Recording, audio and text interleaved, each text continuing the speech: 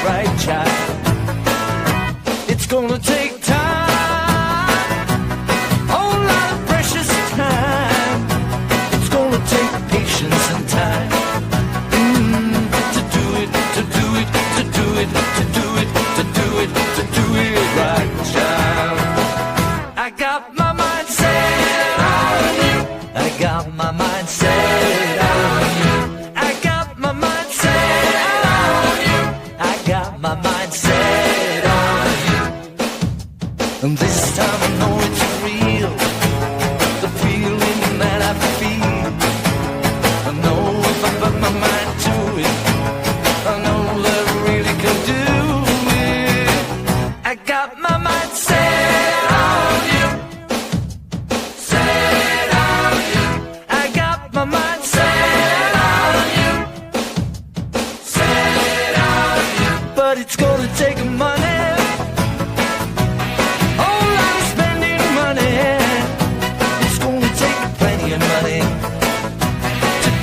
Right, child.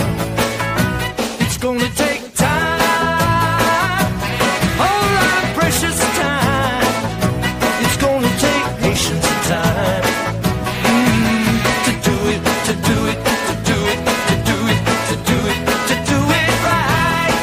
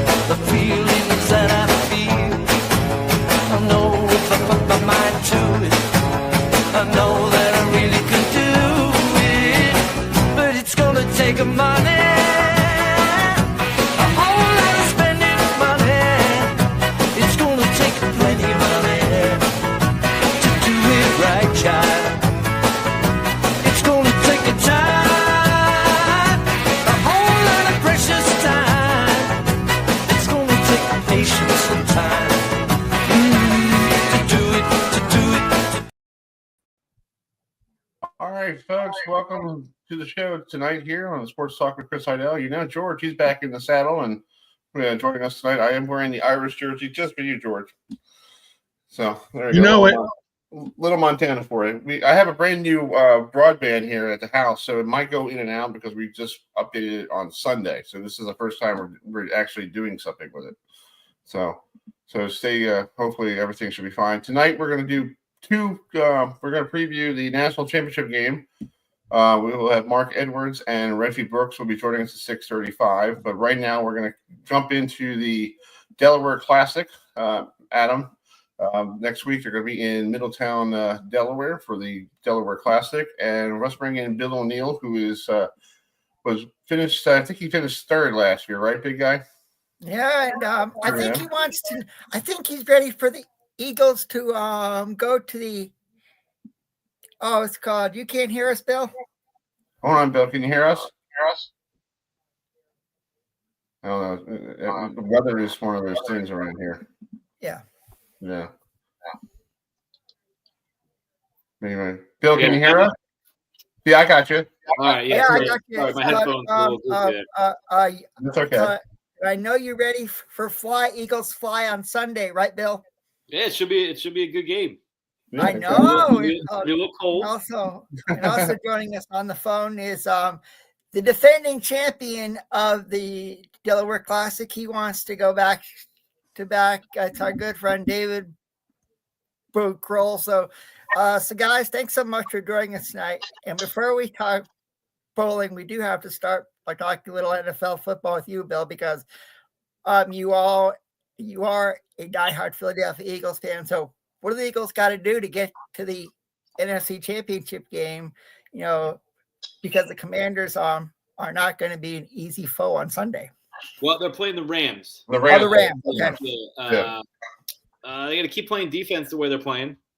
The defense has been carrying them, and Hurts has to not turn the ball over, and he's got to actually make. I think he's going to have to make a few plays in this game. The passing game hasn't been all that great, and I think at some point the passing game is going to have to look right. And I think this is probably the week where it's going to have to start. Yeah, exactly. He's got Saquon Bolden, so he's all good coming from a former Giants. Yeah, Exactly. he's pretty good, but at some point a team's going to say he can't beat us, and we're going to make Jalen throw it, and McVay's pretty good, so I think it's probably going to be this one. Exactly. Well, we got Dave on the line here, the defending champ of the Delaware Classic. Dave, I know last year at this time you were doing all this Monday bowling, trying to get on the telecast, all this, and now you're exempt bowler. So what's the feeling like going this time around, driving to Middletown, Delaware, knowing that you have something to, try to defend your championship? It's way more relaxing going into an event, knowing that you're guaranteed to bowl the practice session, bowl a couple qualifying slots, rather than, I may just bowl 7 games and just go on home. The nerves are relaxed. Probably will change whenever I get there, but it's a good feeling knowing that I get to bowl every tour shop this year. That's awesome. That must be a good feeling for you, knowing that you could actually do that, this year. That's pretty cool. Yeah, it's awesome. Great. So we got Bill on the phone and on the show, and I know you and Bill had a classic match last year in Middletown on TV. So Bill, say hello to Dave, and I know you want that title, right, big guy? Oh, what's up, Boog? Yeah, we we had a couple good matches last year. Unfortunately for me, he got me in both of them, but it's a new season, and we're teammates actually on the Battle of the Brands this year. So it's gonna be rooting for Boog this year. That's cool. Let's talk about Now, that. he also, although I am the team captain, so Boog has to be nice to me, or else I won't put him in the lineup. You hear that, Dave? You got to be nice to the guy. Yeah, be nice. Yeah, captain, no captain. Yeah. So let's talk about this new format for the PBA League. Now it's going to be the brand and all that stuff. Do you guys like the idea? Let's go with Dave. Dave, you like the idea? I think so. I mean, last year I wanted to be a part of the PBA League. I wasn't. But just being a part of Team Hammer and the Battle of the Brands, I'm excited for anything. And the concept is really cool, how you pick 5 people before qualifying starts, and that's your team. That's your league. I will probably miss the idea of bowling matches against the other teams, but Bill has more experience with that. I'm not sure if he enjoyed that or not, but I think it was a cool aspect to the whole season last year. That's cool. Bill, what's your take on it? I think it's going to be pretty cool. I mean, it's listen, our team is arguably the best team out there. So my job each week to pick 5 people is borderline impossible. I'm going to be making probably a lot of wrong selections throughout the year because it's going to be really difficult. Our team is super strong, but that's going to be a benefit to us. We have so many strong players, and it's going to be cool to see how it all plays out, and just get doing the strategy of it all and trying to figure out before practice session, kind of making guesses of who we think is going to be the best players for the week. And the sad thing is that we won't be going back to Portland again this year, since it I gotta get your guy, Billy, you've obviously been up there with that crazy crowd. So when you heard the news about the PBA not going back to Portland, Maine, what was your initial reaction?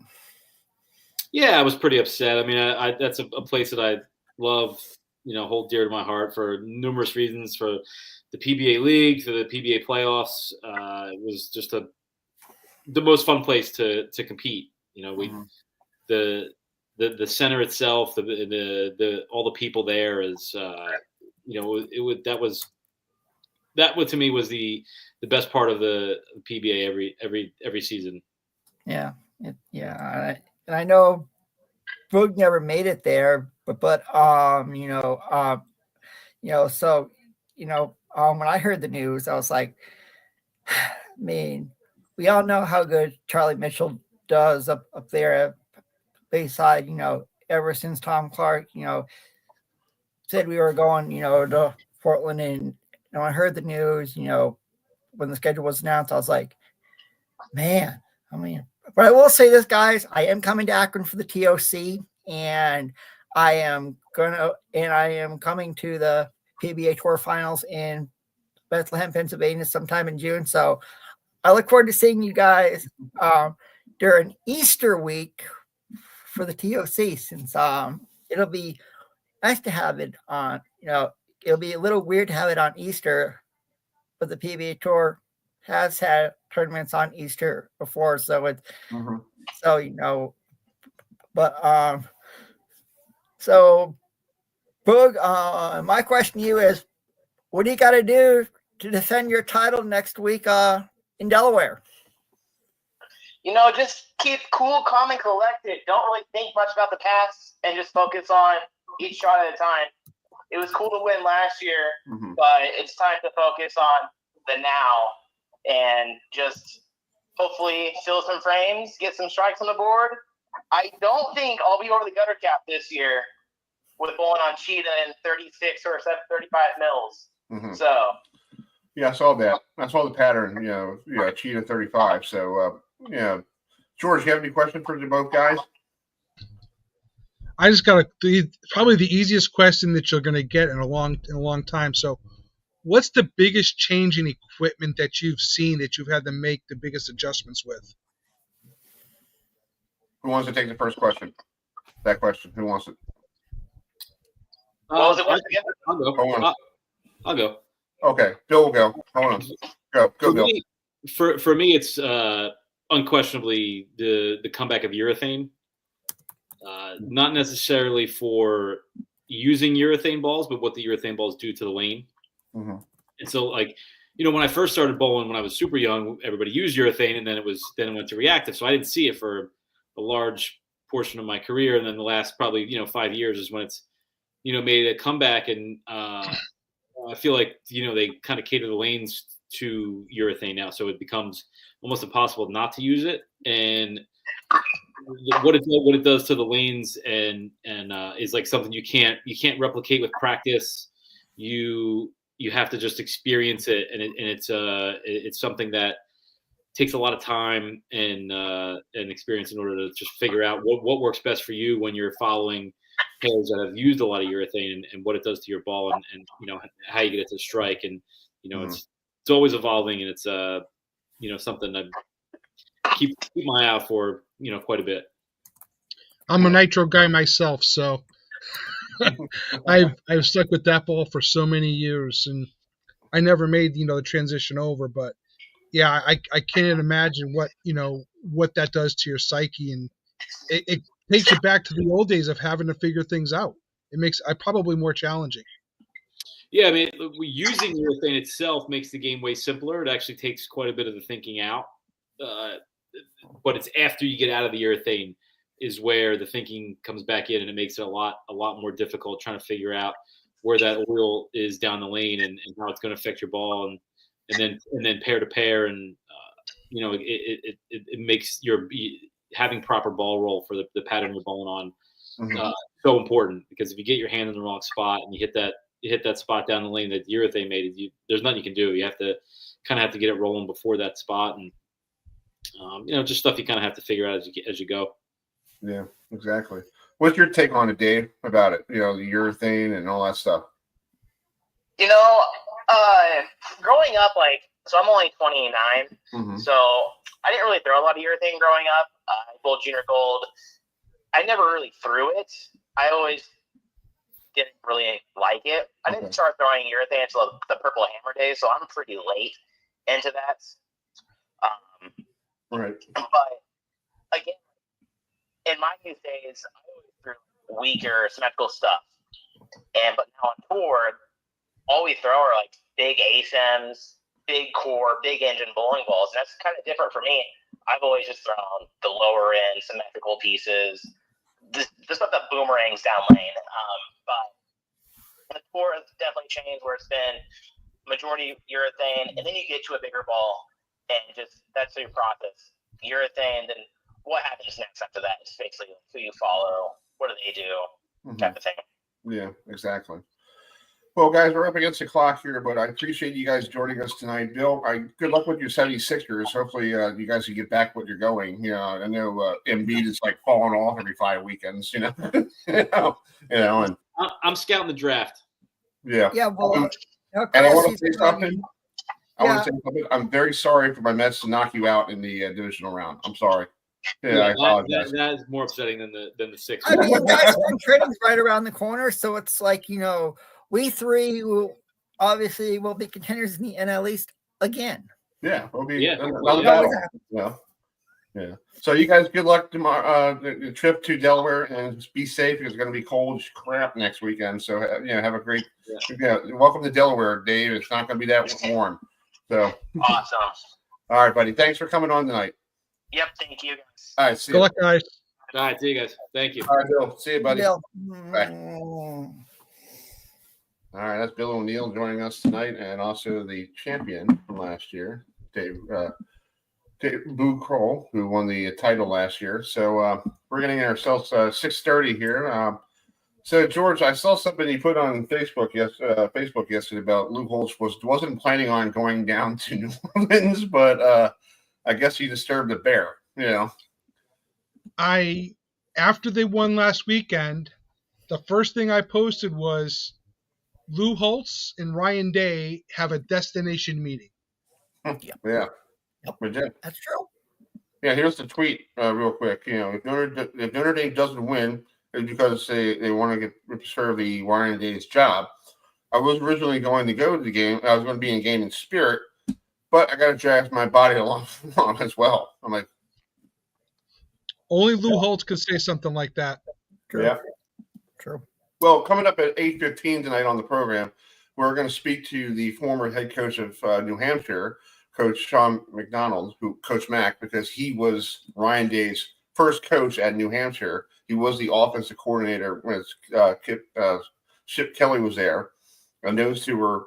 Yeah, he was his quarterback, and he did pretty good. You know, not big numbers, but we're going to talk to Coach Mac about Ryan Day and what type of quarterback was he up in Durham, New Hampshire, and also Coach Kelly, because those two worked together before Coach Kelly went out to Oregon and Philadelphia and all that stuff, and San Francisco. That's the other Coach Kelly. Yeah, the one that was actually up in the Yankee Conference or the Atlantic. Yes, Chris, you do remember the Yankee Conference. I didn't think anybody would. I mean, I remember the Yankee Conference. Oh yeah, that was like. I mean, it had New Hampshire and Maine. It had Boston University where they had football. They had I think Connecticut was there. I mean, it was like, man. I mean, I remember that was when I was a kid in New Hampshire. Yeah, and then it became the A-10, and then coach, and then the CAA they changed over to the CAA. Yes. Wow. So it's still the Yankee Conference, but it was the new name. Yeah. Yes, that's and that's why Towson showed up, and Delaware showed up, and Richmond and JMU, and I was like, yes, I remember the old Yankee Conference. It's exactly, and So, George, let me let you welcome in this next guy, because I know you're good friends with him. So, you want to welcome in the next guest? So, is it Reggie or is it Marc? It's Marc first, and then Reggie's coming in behind. Okay. Yeah. So the next person on deck, Marc Edwards, is the only guy that can say that the Rudy movie is a lie. Because at the end of Rudy, they say there's only one player that's been ever carried off the field at Notre Dame Stadium, and Marc Edwards is the exception to the rule. He's the official edit to the movie. Career with the 49ers, Patriots, where he was a Super Bowl champion in 2002.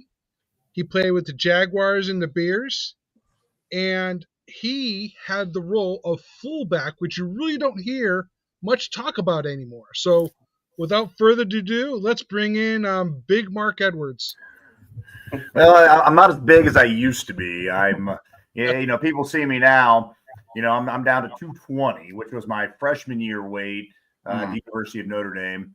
And you played in the pros, like as a fullback, like you're way too small for that. But I have to remind them that I was, about 245 back then, which still is not enormous for a fullback in the league. When you see some of these guys now, you see that guy from Baltimore, Ricard, he's 290 or something like that. Yeah. But, I was a little more of an athletic fullback back then, catching some passes out of the backfield, but still using my head as a battering ram. That's true, Mark. That's true. Well, Mark, it's actually funny because you see all these people when they retire, like Marshall Yondo for the Ravens. They were big and bulky as the offensive lineman, and now he's super thin. I guess you guys, what do you guys do to lose all that weight? Because it's like you guys used to playing weight, and then you see you guys later in the year in your career and you're after football, and you're like, what happened there? Well, it's kind of guys who get out of the league. It's kind of a third of them stay the same size approximately. A third of them put on a bunch of weight, and a third of them kind of lose a little bit of weight. I still work out very regularly. I did improve how I eat. I cut out the white food, so I'm a racist eater. You can't eat potatoes and carbs and all that stuff. So I cut out all those white foods, and the weight started peeling off of me. So that was my secret. And not my secret, but that's just what I did. I just started eating a little bit better. Still enjoy my bourbon and things and cigars and things like that. But, I just eat a little bit better now. And still you hit the gym. I don't go and kill myself anymore at the gym. It's more of a, beach workout. You do chest and guns and, abs and you just want to look good on the beach. Now that I live down here in Jacksonville, Florida, we're at the beach all summer long. So, I can't be the dad bod at the beach. Wow. That's hey, it's great. Then you can lose that weight. I wish I could do that too, but what can you do? Hey, Chris, while you guys are talking, I'm going to present something. Go ahead. Just so that Marc can feel good. And just let me know when you pop it up. Yeah, this stuff is beautiful. Here we go. Okay, where is it? There's a throwback for you. Oh yeah. Now that's a little before my time, but man, that's pretty sweet. Yeah, I do have your run. One of your games with Notre Dame. I think I got a clip of it. Hold on, let me log this one out for George here, and then we'll play this real quick. Yeah. So your highlights. In '95. Yeah. Yeah. So we started off that game running the same play like 3 times in a row. The first 2 times it worked for about 20 yards each. And then, the third time I got tackled, but then that was finishing that first drive of the game. So I had about, 50 yards rushing and a 17-yard touchdown reception in that first drive of that game. And it just kind of kept going from there. Yeah. It's pretty funny to use. Yeah, you're just using you as a battling ram. That's all it is. Oh yeah. You got Rick Myers. I couldn't outrun anybody. I still can't. But I ran a little physical back in the day. And we had some good guys up front as well. Still great friends with all my offensive linemen. We're in a text thread where we text just about every darn day. So, still acting like it's 1995 or 1996, and we act like idiots, and we have a really good time. And that game was against the Boston College Eagles on NBC. Well, not only that, but that was after they beat us in '93 for that national, basically costing us the national championship. Granted, we still should have got a share of that. Everybody felt so bad for poor Bobby Bowden that it was a lifetime achievement award for him that year. But then they beat us again in '94 when we kind of had the down year. So going into that game in '95, Boston College was a very, very hated rival. So that was a big game for us, and that was very important for us. Yeah, it's called. And I have to say, I'm originally from New England. I was born in Massachusetts, lived in New Hampshire for 13 years. So I remember when you won a Super Bowl with the Patriots. So I've got to ask you, Marc. Yeah. What was it like to play with Tom Brady and have Bill Belichick as your head coach? Well, starting with Tom Brady first. When I got there, Tom Brady was a 4th team scrub, right? Mm-hmm. He he was even lucky just to be on the team at that time because most teams only keep 3 quarterbacks. Sometimes they keep 2 quarterbacks and a practice squad guy. But in 2000, the year he got drafted, they ended up keeping 4 quarterbacks. And when I got to New England, he was still the 4th team quarterback behind Bledsoe, who just signed the first $100 million deal. And then you had Damon Heward they brought in from Miami to be the backup. And then you still had Bishop from Kansas State, who was the 3rd team guy. And Brady came in that year, and he played outstanding in the preseason. Looked great in practice. I mean, he looked as good as Bledsoe, but, Bledsoe, was the franchise guy. He was the face of the program at that time. And you weren't going to replace him, until that hit happened, with Mo Lewis. We've seen it. TV does not do it justice. It sounded like he hit him with a shotgun in the chest, not his helmet. I mean, that was one of the most violent hits I'd ever seen that ended up severing a blood vessel in Drew Bledsoe's chest cavity. That was slowly filling it with blood as the evening wore on. He had to go in for emergency surgery later that night. But, that year, Brady, we protected Brady. Brady was not the, 4,000 and 5,000 yard passer that he was later on in his career that year. He was, 16 for 20, 200 yards, 1 touchdown, no interceptions, and we ran the ball for 150 yards a game. We played great defense and great special teams. We did the intangible stuff, and that's how we won that Super Bowl that year. We just got, we started off 0-2, 1-3, got to 5-5, and then we just went on this magical run where from game 11 on and throughout the playoffs, we basically scored a touchdown on special teams or defense every game, in addition to, just playing great team football. We were number 18 in the league in offense that year, number 15 in the league in defense, but we were top 5 in red zone offense, top 5 in red zone defense, and top 5 in turnover margin. And that was really how we won game in playing situational football that year. So, backing up to Belichick, Belichick at that time was not the mastermind, the GOAT, whatever you want to call it. He was a guy who, had one okay year in Cleveland. And you didn't know that he was going to be this game planning genius at that time. He was just a guy that was rough on us in practice, right? But as the season kind of moved on, you saw these game plans developed by Belichick and developed by Charlie Weiss, who was our offensive coordinator at the time. And it was like, man, this makes a lot of sense. The things that we're doing. The biggest example of that was we played the Rams, who was the greatest show on turf, best team in the league that year. Week 10, the quarterback. Lost them on a Sunday night. It was 24-17. But the game wasn't that close. I think we scored a late touchdown to make the score, look a little bit. They really kicked our butts. But we blitzed 80% of the time that game. We could never get to them. Now, fast forward to the Super Bowl, completely changed the game plan. We were rushing 3 guys, occasionally 4 guys. But what we would do is, because defense practices, the offense kind of sits back and watch. And then, the offense, does their thing and against this, scout team defense. So as I'm sitting there watching what the defense is doing, whichever way Marshall Faulk would release, that defensive end would almost stop rushing and just like tackle Marshall Faulk and take him out of the passing game. And it was just such a stark contrast to the game plan that we played in the first time. And I mean, it worked. We shut, the greatest show on turf. One of the most prolific offenses in NFL history, shut them down, for 3 quarters. They had 3 points going in the 4th quarter. Granted, they scored 2 quickly late to make, late game Brady heroics. But it was just a beautiful, masterful game plan. And that's when I kind of realized, hey, this Belichick guys know what the heck he's doing. Yeah. And, And Marc. by the way, he wears his rock with pride. Yeah.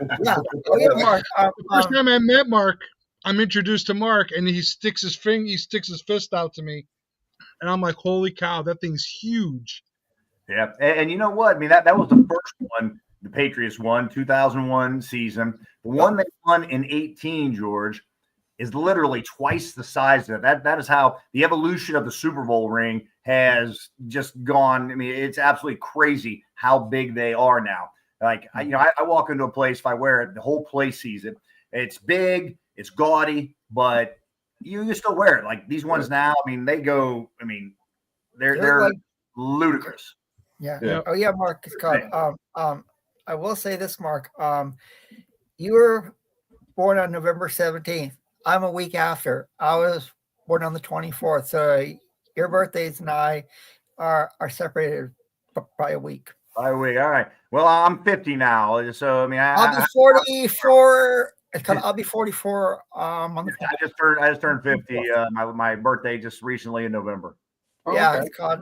Hey, Chris, it's called. I think it's time to bring in another Notre Dame standout, right? Yes. Let's bring in another friend of George's. George, you want to welcome this guy in? So, once again, this player moved from defensive back to tailback. Okay, and he played for the Redskins and the Buccaneers. And like Marc, he played under the great coach Lou Holtz. And as well as Reggie Brooks is also involved with the Holtz's Heroes organization. So with that, and he's an author. So let's bring in Reggie Brooks. How we doing, guys? Hey, Reggie. Reggie. What's up, Marc? What's up, brother? Hey, speaking of Reggie, one of my first experiences with Reggie was I was at the Snow Bowl game as a recruit when, he caught that 2-point conversion and just amazing. I was also at the Michigan game that year where he got knocked the hell out. But see, I wasn't going to bring that up. I was going to leave unconscious catch and touchdown, into the situation. I'll just stick to the snow game. I'll stick to the snow game. That's right. So I saw all aspects of Reggie even before I got to the University of Notre Dame. That's cool. You both are a great. You're both a great set of guys. But to get to what the current situation is, guys, this is something that has been in the making, right? BK was in there for 10 to 12 years. I'm in the middle of California and on my daughter's band trip. She was in the parade, Southern California Hollywood parade, and my phone starts blowing up. And Chris is one of the guys calling me, what the hell is going on? I'm like, things are coming into me that Brian Kelly's just left the group. And he's going to LSU. I was like, Brian Kelly, and I don't even mention his name anymore. Just ruined my Christmas, just ruined my family vacation because instead of thinking about my daughter and what's going on, I'm now going backwards and thinking about what's going to be going on over the next couple hours. But long story short, I think that move by Brian Kelly was the absolute best thing for this organization. Those players love Coach Freeman, and they've embraced him. And to me, he is a lot like your coach, Lou Holtz. He's a player's coach, he's a motivator, and he knows how to get the most out of his folks. Well, I wouldn't say he's a player. Like I wouldn't say Lou Holtz is a player's coach because he was really rough on us, But at the same time, you saw, his genius and what he was doing, and he motivated you in a much different way than I believe Marcus Freeman does. But if you go back, kind of when Kelly left.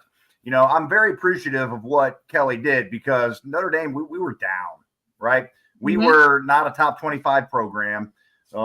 We had dropped down. Kelly brought us back to a second tier type program, not the Alabama, Clemson, Ohio States of the world, but we were in there, with the teams just right below them, right? The Floridas and Texas and A&M and schools like that. Kelly got us to a certain point, but I don't think he was going to be able to get us over the hump, right? Correct. And now that's kind of where we are. We're getting, we're not over that hump yet, but we are right on the precipice of getting over that hump of being an elite team that's dangerous and in the hunt every single year. Right. Exactly. I totally agree with you. I think Lou Holtz basically when you guys won the championship in 1988. Everybody thinks that you guys were going to go win another one the next year, and it seems like ever since 1988, it's been like one of those like you get there against Alabama. What George? What year was that when it gets to Alabama? 2012. Yeah, 2012 with all the situation with Monte Teo and that fake girlfriend and all that stuff. If that didn't happen and you guys were focused on the game, I think you could have beaten Nick Saban, and give Brian Kelly the first. It changes history. Yeah. I was at that national championship game, and Alabama was definitely different. When I saw one of their tailback literally smack one of our linebackers down in the backfield and just run around him. That was we weren't on the same page. Like they won the get off the bus, viewing of these players. I mean, we did not look the same as them out on the field, right? That year, and not only that, but I mean, if you look back to that year, we won a lot of close games. Granted, that's intangibles and things like that, but we weren't going out and smacking teams that we should have smacked. This year, now even going back to when Marcus Freeman was hired, right? They had players loved him, players coach, very positive, but he made a lot of mistakes, a lot of young head coaching mistakes the first couple of years, right? And he learned from them, and he went out and hired experience, right? Golden and what a president does. A president puts a good group, a cabinet around him that know those things. Yep. Mm-hmm. And he's kind of taken that next step, this year. I liked what he was doing off the field, the recruiting, the charisma, the way he represented Notre Dame, but he was finding ways to lose games we had no business losing. And, same thing happened in IU this year. And I'm like, maybe we haven't quite gotten there yet.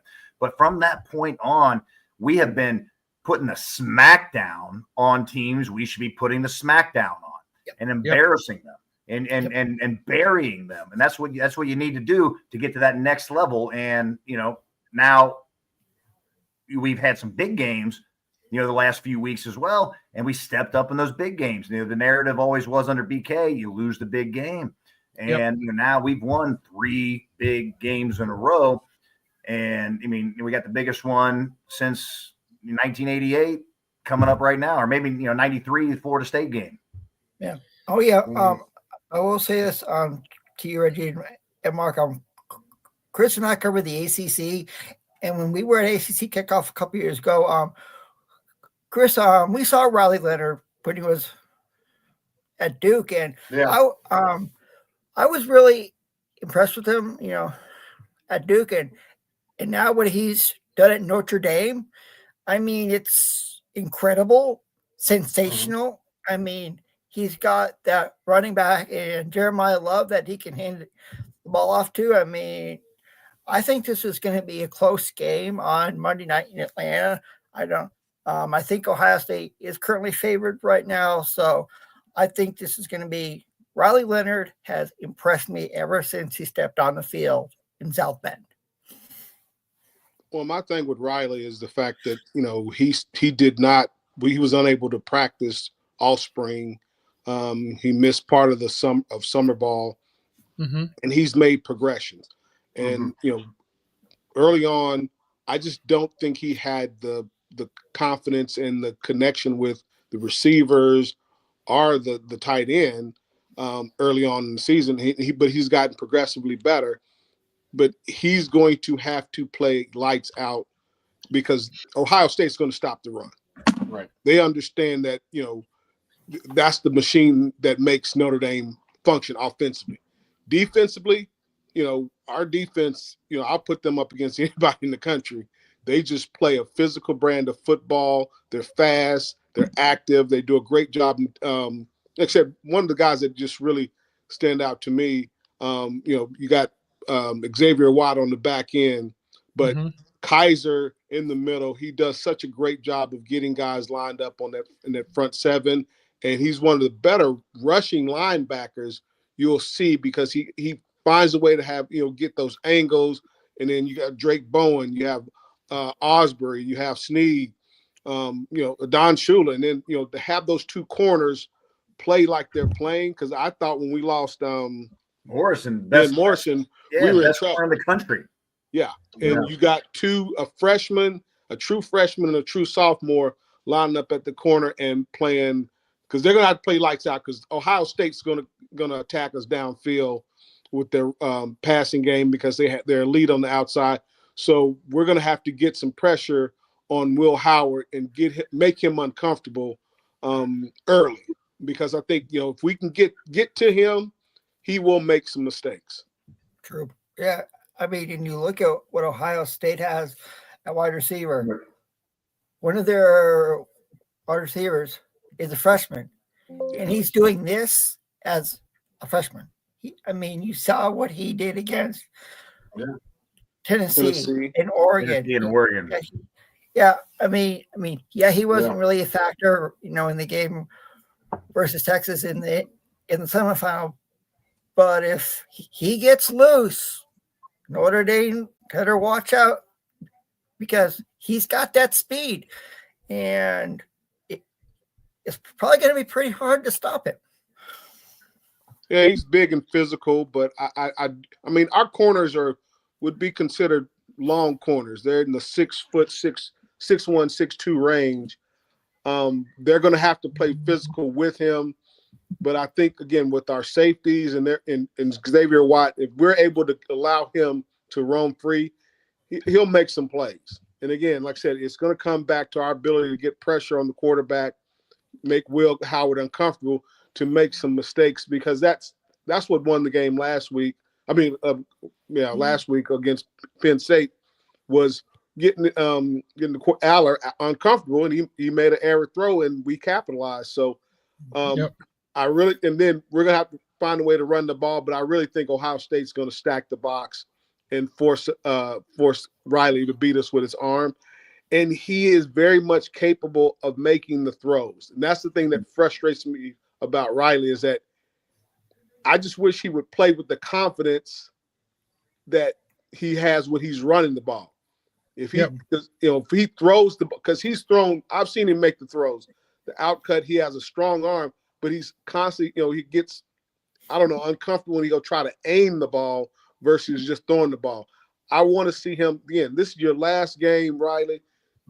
There's no holding back. Just cut loose, brother, and just see the receiver, throw the ball. Don't think about throwing it. Just go throw it, because you've done it. And it's just like, Reggie, this is his biggest interview. If he can be consistent throwing the ball and having that confidence throwing, it'll be a huge. We're talking about a huge upset. Yeah, Reggie, if he wants to get to the pros and be a quarterback in the pros, this is the game that's going to have all the tape on him. This is going to have all the eyes, watching and see, what does Riley Leonard do. So, like you said, he's got to go out there, and he's got the legs. We get it, but you're going to have to pass the ball, and you got to prove that you can pass the ball if you want to get to the next level. True. I agree. I totally agree with you. We saw him, Adam, when he was at Duke, and I don't think he was right last year after Florida State when Notre Dame knocked him out at the end of the game with that Duke game. That's true. Yeah, and like you said, it took a while for him to get back to being 100%. But I think now, he knows what to do with the football, and I think Coach Freeman is basically letting him be the quarterback, because the only problem with Brian Kelly was he puts handcuffs on his quarterbacks and say, you can't do this, you can't do that. Freeman's like, go ahead and do what you got to do. If you want to run the ball, run the ball. If you want to pass the ball, pass the ball. And I think he works well with the offensive coordinator. And I think those two are working together. And I see that Notre Dame's putting up more points this year than last year. He's got to become a more cerebral quarterback. Right. I agree. Anyway. So guys, getting down to one of your favorite folks in this world, Lou Holtz. Notre Dame wins last week, and the first thing that comes to my head is, where's Lou Holtz? And he's got a destination meeting with Ryan Day. I mean, we're talking about the 88-year-old guy, by the way, and there's numbers here that are kind of in the way people think about the mystique of Notre Dame. Lou Holtz has turned 88 this year. Marcus Freeman is in the third year of his contract under Notre Dame. And when the coaches have come in to win national championships, it's in their third year. It's a weird thing, but it's the mystique that is Notre Dame. Mm-hmm.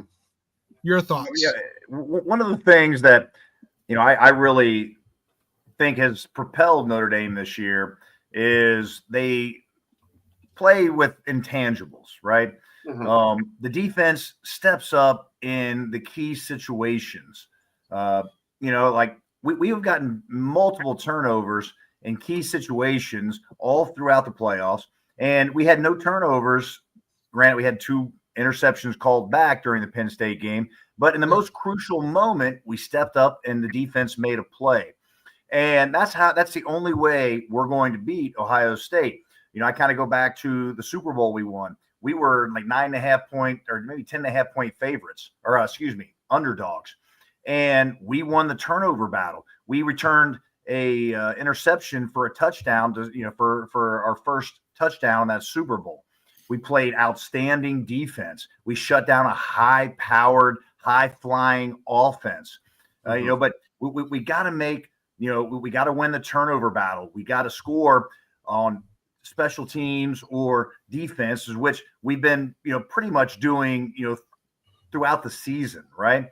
And you got to play a special game in this situation, especially when you're going up against what is perceived as a more talented team. Now, one of Ohio State's Achilles heels has been playing against physical teams. Michigan is physical. They dominate the defensive line of scrimmage. They dominate the offensive line of scrimmage. And Ohio State has not had an answer for that in multiple years. And, that's the type of team that we are, despite the injuries on the offensive line and the defensive line. We still have managed to play physical up front, and that's what we're going to have to do. We're going to have to play physical on the outside with those receivers. We're going to have to reroute those guys. We can't let them get off the line, run down the field. Granted, we have more athleticism than Notre Dame typically has. We have more speed than we typically have. Guys like, linebackers like Drake, but he could be playing safety as big and fast as he is. Yeah. Our corners. Granted, when we lost Benjamin Morrison, I thought, man, that's a major loss. Young guys, fast, physical guys stepped up. And, that's the difference in Notre Dame now versus a few years back. We've always had good physical front sevens, right? We had multiple first-round picks on offensive line. We've had, just great guys all around. But, now we got athletes to compete with that top tier of teams that we've been just below the last, 20 years. True. I agree. Oh, I don't know. Did he log out? I don't know. But Marc, what's the big, if you're doing this game for ESPN, and a lot of people will ask you if you're a broadcaster, what is the keys for Notre Dame to win this game on Monday, knowing that these are 2 schools that played each other last year, and it was a really physical battle? Yeah. Well, I think I kind of hit on that just a second ago. Obviously, the turnover battle is going to be huge. We cannot win. We cannot lose the turnover battle. We can't turn the ball over. We cannot give Ohio State a short field because they're going to score on a short field. They're going to create momentum if they score on a short field. Conversely, we have to create those turnovers. We got to create that chaos up front. And Notre Dame has been spectacular in what the big emphasis has been in the middle 8, right? That's where we've won these last 2 games in the middle 8, right? The flurry against Georgia at the end of the first half and to start the second half, and the same thing. What Angeli did at the end of the first half after we had been stymied by Penn State that whole first half. Going down to get 3 points, that was huge going into halftime. Right. And then to come out and run it down their throat and be physical in the second half, and now we'll say, hey, we're a 0-0 game again. right? And that's what we need to do. We got to win the turnover battle. We got to create field position by the defense making big plays, whether that's sacks, turnovers, whatever it is. And we cannot turn the ball over. You got to play Ohio State physical. You got to play them physical in the trenches. You got to play those guys on the outside physical. You can't let those receivers get going because they are just so athletic. And not only that, but that Henderson, that screen pass at the end of the first half against Texas, that was the difference in the game. I mean, you can say Jack Kaiser at the end of the game, whatever, but I mean, that was the difference in the game. Texas goes down, ties that up 7-7. Their defense was holding Ohio State the whole first half. And that was a backbreaker, a heartbreaker for Texas. Granted, they still had their chance at the end, but you got second and goal on the 1 yard line. You throw a tall sweep. That was one of the stupidest things I've ever seen in my life. Line me and Reggie up in 4 plays in a row. And we're in our 50s. We're going to score in 4 plays in a row. We might not walk the next day, but we're going to score in 4 plays from the one, no matter what. And that's what Texas should have done, taking that game into overtime, and then who knows what happens. But That's true. You've got to be physical. You cannot have lost yardage plays. You cannot have turnovers against elite athletes that can score at any time. And that's really the key. And Mark, there's got to be a willingness to make an adjustment. And going back to Angeli for a second, he comes in the game because Leonard gets hurt and goes into the tent, right? Mm-hmm. They come out and they have to change because there are 2 different types of quarterbacks. And Angeli comes out and he starts throwing the ball, and all of a sudden, they're not responding to the plays that Notre Dame's throwing at them. If Angeli does not come in as quarterback, I think that game changes because everyone was so worried about sticking to the game plan that they weren't making an adjustment to make the defense, change what they were doing. Right. Exactly. Reggie, what's your keys for Notre Dame to win this game on Monday and first title since 1988? Well, it starts with up front. You have to control the line of scrimmage, and whoever wins the line of scrimmage on both sides of the ball will likely win this game. And that's number 1. Number 2, I gotta agree with Marc. Turnovers are going to be key. Whoever wins the turnover battle will most likely win this game. Mm-hmm. And 3, Marc also touched about special teams. Creating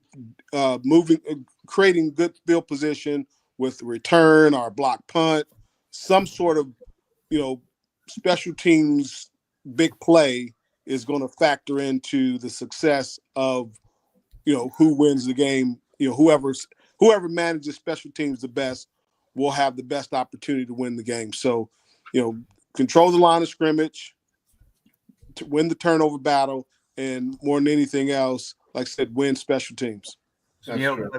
Big plays on special teams, huge momentum, huge, just gets everybody fired up. I mean, it's an exciting play. It transforms the momentum in a game. If you have a big return, if you have a punt, if you block a punt, if you do something special like that, I mean, that creates just so much momentum. And Marc, one of the bigger differences with this team is they can do that. In the past, I've always talked about when writing about Notre Dame football and things that were going on, I've always talked about there was no triple threat. We were always at one position strong, another position strong, but there was never that opportunity where the opponent did not know where the play was going to come from. And in this team, I think you have that. Nobody knows where that threat's going to come from at what position. Sure. Yeah, we are very balanced. I don't think we still don't have that really deep threat. That a receiver is going to take the top off necessarily, right? Like even the Great House touchdown was, he beat a guy at the line of scrimmage and then he beat somebody else. He didn't run by everybody, right?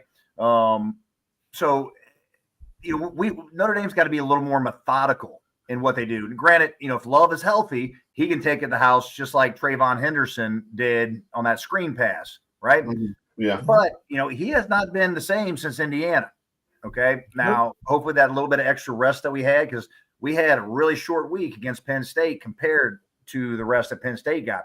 Now, we've had the extra time. We have the extra day, one more extra day than Ohio State. And I think we needed it because, we're beat up a little bit. Granted, we've been placing guys in positions all year long. Some guys like, was it the offensive tackle, Jagwish, or however you pronounce it? He's back now, and he was the projected starter to begin the season. So, that helps with the Knapp injury. But, he hasn't been there gelling with those guys all year. But, that little bit of extra time, is going to be very key for getting Love just a little bit more healthy, and, getting these other guys just a little bit more healthy, getting Spindler just a little bit more healthy that we didn't have against Penn State. And, those little things could be, very, very big come Monday night. Exactly. Well, it's going to be interesting how they work Mitchell Evans. I think he's been underutilized all season, but you start to see a little bit more activity from him in this past game and the game before. And I think he can be a real tool because, again, if you can get you a tight end that's effective in the blocking game, but also a key receiver, that's huge because he can attack them down the middle, and it'll force their safeties, getting someone down the middle to force their safeties to not be able to, kind of sit, 10 yards deep and play downhill to stop the run. If we can get him, make some plays down the field with the tight end, I think that'll be key. And he's really kind of they've started to gel a little bit. And I think, again, the more Riley gets comfortable with his receivers and tight ends and even the running back, Aeneas Williams, that kid is impressive. His ability to pass pro, first of all, he steps up in there and takes it on. But getting him out the backfield, because that's going to be a key. And we saw it last week, the importance of being able to chip. And I just hope Denbrock, the protections do not leave our tackles on islands. That has not worked well. That was very evident when Baker went in there, when Knapp went down. They needed to help that guy, but it wasn't built in the game plan. So and then we were going against. Granted, he was dinged up a little bit, but the number one defensive end in the country last week. Right. And that was worrisome at times during that game, but we found a way to overcome. Exactly. Well, guys, we got to wrap it up. But thank you so much for coming on, Reggie and Marc. And I hope you guys enjoy the game Monday night, and hopefully we'll have a different. Maybe Tuesday morning will be something special for you guys. Hey, absolutely. I'm sure Reggie will be there. I'm going to be there with my son. So I am excited. I'm fired up. I was at the Indiana game. Didn't make it to New Orleans, but the whole family was down in Miami, and we're going to finish it up in Atlanta. All right, cool. Thanks, guys. Have a great rest of your weekend, okay? I'll see you in Atlanta, Marc. Go Irish. Go Irish. All right, guys. Go Irish. All right, go Irish. All right, see you. Back. All right, that's Marc Edwards and Reggie Brooks joining us here on the show. Let's go right back into the interviews here. We got our good friend Mike Curry, who's been sitting in the bullpen waiting so patiently. I'm so sorry, sir. I know it's been we're getting, I get all these people on the show, and I don't want to cut them off. No. Yeah, it's like great stories. It's a national championship game. You guys are fine. Take as much time as you need. We're all good. Hey, Chris, it's cut. We should say Mike is the voice of the A10 on Friday nights on ESPN2 and ESPNU, because tomorrow night he's got VCU and St. Joe's from the city of brotherly love, and I know it's going to be a highly intensive game up there at Hagen Arena. So, what are some keys that you're looking for to the game tomorrow night, Mike? Yeah, thanks. St. Joe's. Yeah, I'm excited. I was just getting my rosters all printed out here, ready to rock and roll. So, yeah, that's going to be good, man. I mean, St. Joe's, there's been a lot of hype around this team coming in. I mean, Eric Reynolds is just an awesome player. I mean, he's had a great career. A guy who's been at the school for 4 years. You don't really have that a lot, anymore with these guys. So, I mean, I'm excited to watch him play. And Rasheer Fleming has just been another outstanding player for this St. Joe's team, almost averaging a double-double per game. So to be home, nice Hagen Arena, 2,500 fans, going to be right on top of you, going to be sold out. And then VCU is one of the top teams in the league this year. So some really good players back for them. And Max Shulga, Joe Bamaseal's been great. They got the addition of Jack Clark, who's been around the A-10 for like 7 years now. So, I mean, there's some really cool players on both of these teams. And VCU is one of the top teams right now. I think they're kind of like the team to beat, somewhat, I don't say separating themselves because it's so early, but they've got the talent. They've got the ability to really to beat up on people at any time. So I'm excited for this game tomorrow night. It should be fun. Yeah. I do have to ask you a question because on Sunday you're going back to Philadelphia to Temple University, and there's somebody we know a long, long time ago at the University of Delaware who was the head coach there, and now he's at Temple. And what's your take on Coach Keeler? We had him on championship week, and he was so fired up. And I played the welcome back Cotter to him because he's welcome back to the area. I knew you had him back on. I know. I saw that. That was great. No, he's awesome. I mean, I texted him. I did a game this year with Sam Houston. So I was down in Texas, so I got to see the place, and we did the game. I believe they won, and I'm forgetting who they played, but it was like 9-7 or something crazy like that. But it was very exciting. It was like probably the most exciting, lowest scoring game I've ever called. Turnovers, missed field goals, interceptions, fumbles. It was fun, and they had a great team, and he did a spectacular job down there. But I'm excited for him because to come back home to this area, all he's done has, take programs to national championship games, win national championships, right? He's done it at Delaware, he's done it at Sam Houston. I'm not saying that's going to be the case here at Temple, but he's going to turn that thing around because they got the link. I mean, they're playing in the Eagles Stadium. I mean, they got the ability to get a lot of great players in Jersey, where he used to coach and recruit, Philadelphia, the whole area, Delaware, Maryland, all those places, D.C., Virginia. I mean, it's there for the taking for him, and I know it's a little different nowadays with the money and all that stuff, but I'm looking forward to it. And hopefully I'll get a couple other games next year too. But this is where I think he'll finish off his career. I don't think people understand how many he's won a lot of games, throughout his career. Really, one of the top coaches, top 50 coaches, to be honest with you, of all time. I mean, I don't think people understand it, but he's been great. Yeah, you got to start promoting. Adam, real quick. He has to start promoting Delaware versus Temple, so we can have like him can take on the because now Delaware's in the Conference USA. So right. So now let's get that going. And I told him let's get it going. He goes, well, we could do that. That'll be fun. Yeah. I said, no, you have a little grudge, right? He goes, no, I don't have a grudge, but I was like, I know you want to put something towards Delaware and like show them like, what you did to me was wrong. I'm sorry. Yeah. He's not. You know what? He's been so professional throughout his entire time. Like I'm not surprised, and I think he's being honest. I don't really think he has any ill will. I mean, you always want to wish people the best. I mean, he went to school there. It didn't end obviously the way he was looking forward to do it, but probably one of the best things that can happen to him because he went down to another place, established himself there, and then now he's got this job at Temple. Maybe that doesn't happen. And Delaware needed to figure some things out, right? I mean, they had a little lull there for a while, and the administration had changed and things were different. And sometimes you need a change, so it worked out for him. Exactly. All right, Adam, go ahead. Sorry about that, bud. It was Louisiana Tech versus Sam Houston. That's it. It was 9-7. But I was on your website, Mike. Switching gears, obviously you're going to be covering the AAC on Sunday. And, we all know about what happened to South Florida's head coach, before the season got started. And the AAC right now is an incredible conference. South Florida's up there. We've got,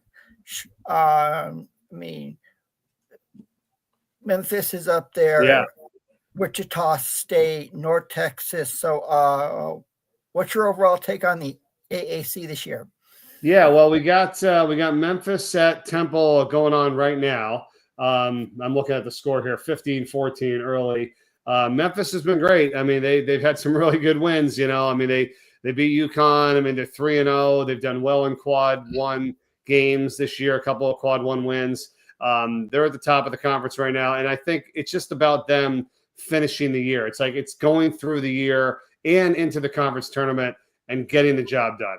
2 years ago, they got to the tournament last year. They fizzled out at the end. I don't know what the heck happened, but it was a bad collapse, so they want to get back to where it was the year before. So that's all about their mindset because they're an unbelievable team. This game can be tough tonight. I mean, I give Temple some credit. I will not be surprised if Temple wins. Temple is doing a lot better. I feel like it's a team that could be challenging up there. I mean, they were in the championship game last year. Nobody saw that coming. So you got to respect that. 10-6 right now, 2-1 in the conference.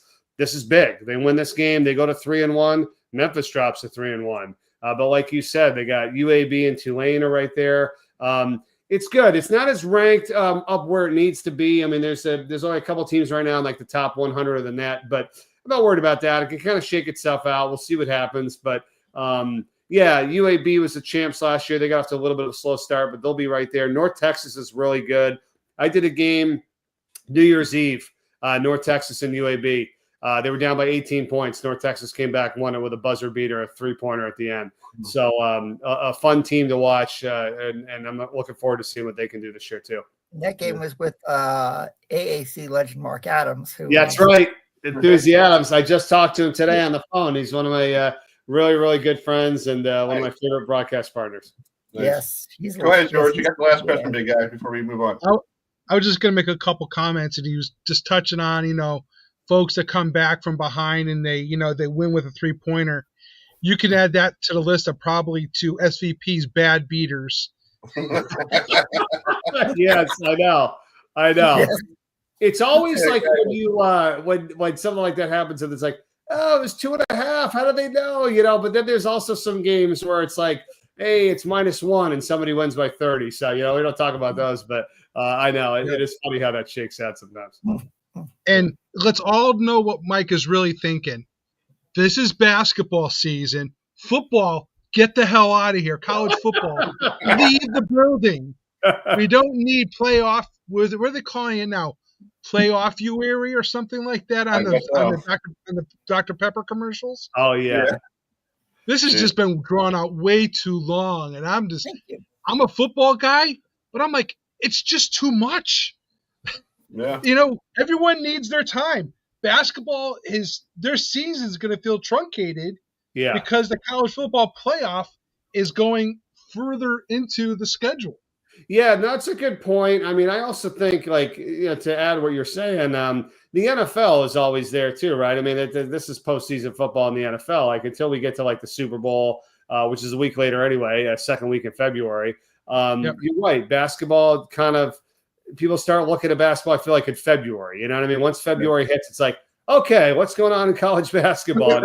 Well, you've already missed half the season, but yes, I know what you're saying. But that's why I love February and March. And I don't know, it's just different. Like the wintertime, not a ton going on. I feel like, and with basketball, there's 300 and however many, 50, 60 Division I teams. Everybody's on the same level playing field. If somebody has a great game or something big happens, you're talking about it.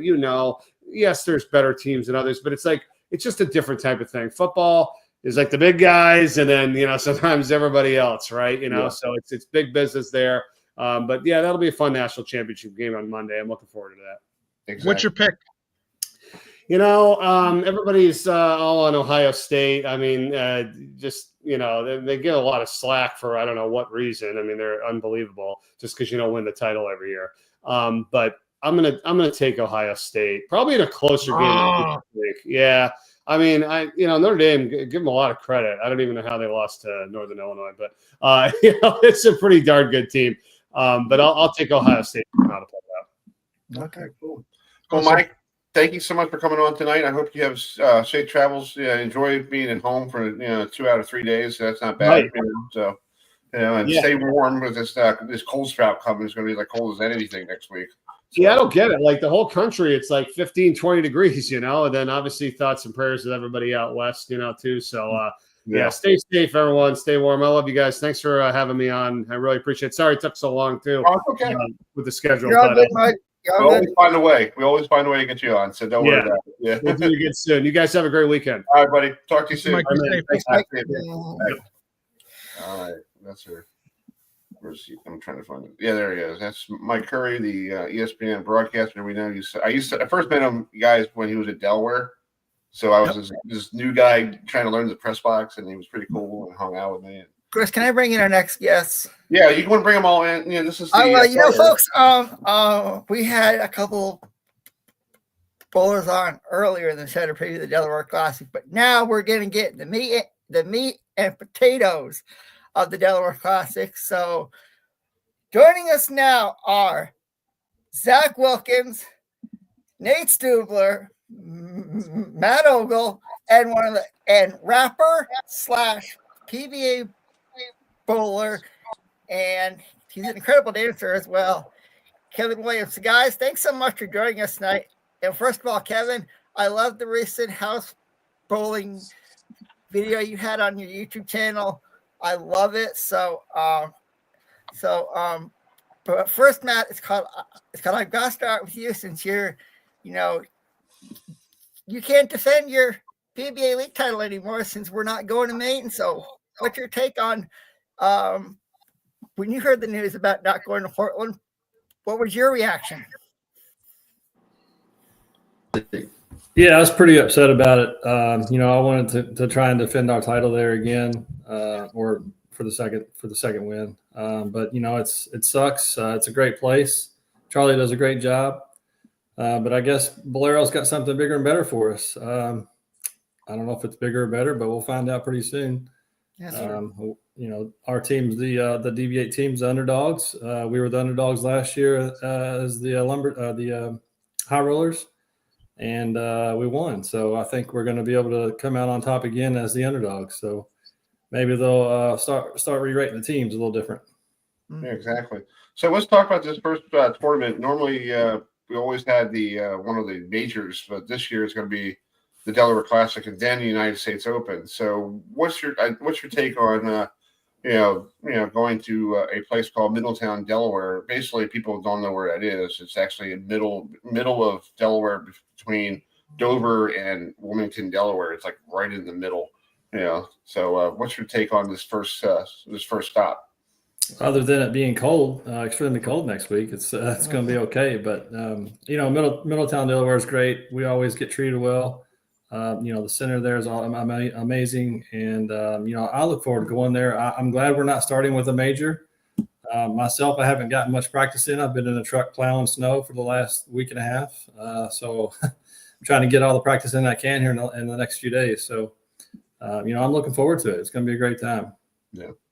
Nate, what's your take on this is going in Delaware? Instead, like you said, it's not a major, but it's an opportunity to get yourself warmed up for a major.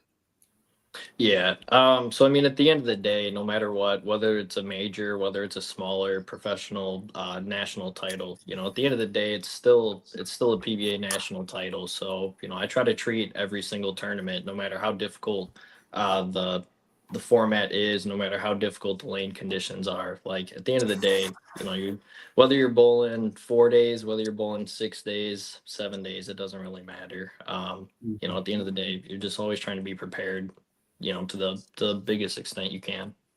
Exactly. Zach, the same question for you. I kind of like Delaware. That's where I made my very first single show. And I think it's a good fine tune-up before heading to Indianapolis.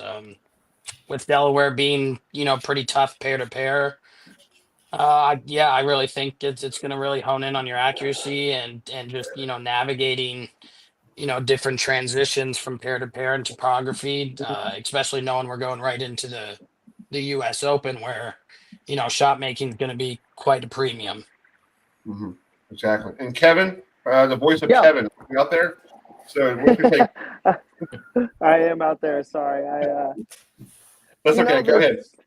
The tour season always pops up on us pretty quick, it seems like. Every time it ends fast and then it pops up quick. I've been all over the place, moving to Dallas and all these things, but I seem to bowl pretty well at Delaware, enough to make some cuts and whatnot. So I'm excited to get to bowl at a center where I feel like I'm a little bit comfortable as we get tuned into the season because you never really know how rusty you are until you bowl against the best in the world, and then after 2 weeks they're all beating your brains in. You're like, okay, I gotta get it figured out pretty quick. So hopefully it'll be a little bit better in Delaware to start the season. Exactly. George, you want to ask some questions? Go ahead, big guy. This is going to be for all of them. Where is your best classic bowling spot to go on the tour? Classic. What do you mean by classic? Old school bowling center. I just bowled in a 6-lane center that was original wood up in Minnesota. It was the coolest center I've ever been to ever, and it was impossible. That's my answer. I don't even remember the name of it, but it was awesome. Yeah. Ooh. All right. Who wants to get that next question? Who wants to chime in after Kevin? I don't even know. Yeah, I'm not really sure. I mean, the coolest bowling center I've been to is probably in Thailand. It's on like a 7th floor of a mall. But for like old school stuff, I mean, I've bowled on wood lanes before. I mean, we still have wood lanes here in Canada. So, I mean, that might be the oldest bowling center or classic kind of bowling center that I've bowled in, maybe. Okay. Nate, what's your classic center that you always enjoyed? I guess it's kind of hard. I mean, I always grew up bowling in like high school tournaments and stuff at above ground bowling centers, and just all that kind of stuff. So I never really looked into like the oldest place I ever bowled, but I guess some of the coolest on tour for sure. I feel like anytime we're in Vegas, anytime that you're bowling kind of in a stadium, arena, just anything that's kind of a different background environment than you're used to, I feel like it makes it so much more fun. Yeah. Nate, I can associate to that. Back when I used to be on the junior bowling tour, I remember going out to Oklahoma, and we were bowling in the convention center. I was like, how cool is it they converted a convention center to a bowling lane? Yeah, that's cool. Yeah, yeah. I think they're doing it too for the aren't they doing that for New Orleans this year? They are. Tournament? Yeah. Right. It's the Raising Cane Center in Baton Rouge that's holding this year's USBC. And they're building it right now because I had the pictures of it, and they brought all the stuff in, and they're building little lanes. I'm like, wow, this is cool. Yeah, that's awesome. Yeah. Anytime they can do something like that, I mean, it's cool to see. It's a different aspect of the game that we don't really think about. So, yeah. What's your favorite old classic lane there, Matt? I know you've been bowling a lot with Sean Rash, going around the country and doing all this other stuff. What is there a classic lane that you enjoy? Well, my favorite is AMF Riviera Lanes in Fairlawn, Ohio for the TOC. But we did bowl in Dunkirk, Indiana. Okay. They had old wood lanes for a clinic there. It was like 14 lanes, 16 lanes. Nice. Pretty cool place. Nice. Cool. And I actually had an opportunity. I went down a couple of years ago when I first met George in the old classic Cotton Bowl situation we had. And the day after, my buddy and I was like, well, what do you want to do? I was like, well, let's go look at we're near Grand Prairie. So let's go look for the foreign lanes. And it's still there. So I walked in there with him, and then I was like, I looked at the guy at the counter. I go, can I bowl on lane 39 and 40? And he goes, what's so special about 39 and 40? I said, well, some guy named Bob Denoit bowled a perfect game in 1988 on the ABC's Professional Bowlers Tour. And he goes, well, we can't give you that lane today because we have a league. I'm like, oh, okay. So I bowled on a different pair, but it was still cool to bowl in the forum. Seeing those classic backdrops, like the forum lane, and I'm like, wow, this is the center that I watched when I was a kid on TV. And it's like, this is pretty cool. And actually getting a couple strikes on the lane, on not the same pair, but getting strikes in that bowling center, I was like, this is cool. Awesome. Yeah, it's like for me, it's called, I'll share a story with you guys. When I was growing up, I had a late grandmother, and she lived in Connecticut, and she'd always take me to AMF Saybrook Bowl in Old Saybrook, Connecticut. And the reason why she took me is because of my love of the PBA tour when I was on ABC Sports. And when I heard it had closed, I was like, hey, I still have those memories of bowling there. Yes, I used the bumpers, but still, I mean, it's like it was an old school center for me. I enjoyed it. And I think this year will mark my 33rd or 34th year of being a fan of the PBA Tour. So, and Nice. I will be in Akron, Ohio for the TOC on Easter week. So I'm looking forward to seeing all of you guys there. Nice. Awesome. Well, we're looking forward to it and all. Yeah. Nice. Thank you. Well, one last question before we let you guys go. What is your goals for next week starting on, I guess you guys have to start on Tuesday because I guess that's the Pro-Am and all that stuff. So what are your goals for the first tour stop in Delaware starting next Tuesday? Let's go with Zach. Zach, what's your goals? I mean, plain and simple, win. Like I haven't won a tour title. I don't bowl regional, so I don't have a regional title. So just plain and simple, it's just to win. Go. Nate? Pretty much just essentially take it one shot at a time.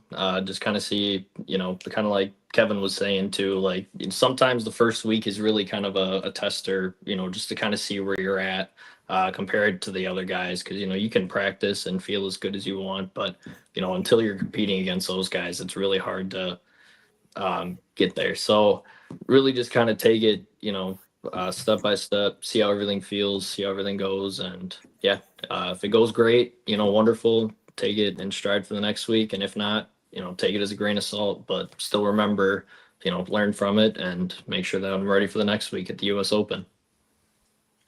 Matt? Yeah, I'll go with Zach on this one. I want to win. I want to dominate. To win the first event of the year is kind of I'm here. I'm ready to go. I've been ready. So, I'll be happy with a win. You set the stage. Yeah. Same thing, Kevin, right? You want to win and maybe write a song about Middletown, Delaware, right? As much as I would love to just make a hit record about Middleton, Delaware, I don't know if anyone's ever done that, but I don't think so. Also, my standards aren't quite as high as win as the first week. Just getting into the swing of things, and I don't ever really set goals like that that come towards like accomplishments. I'd rather just be mentally in a good place, trust my process, things like that, and just build on an early start.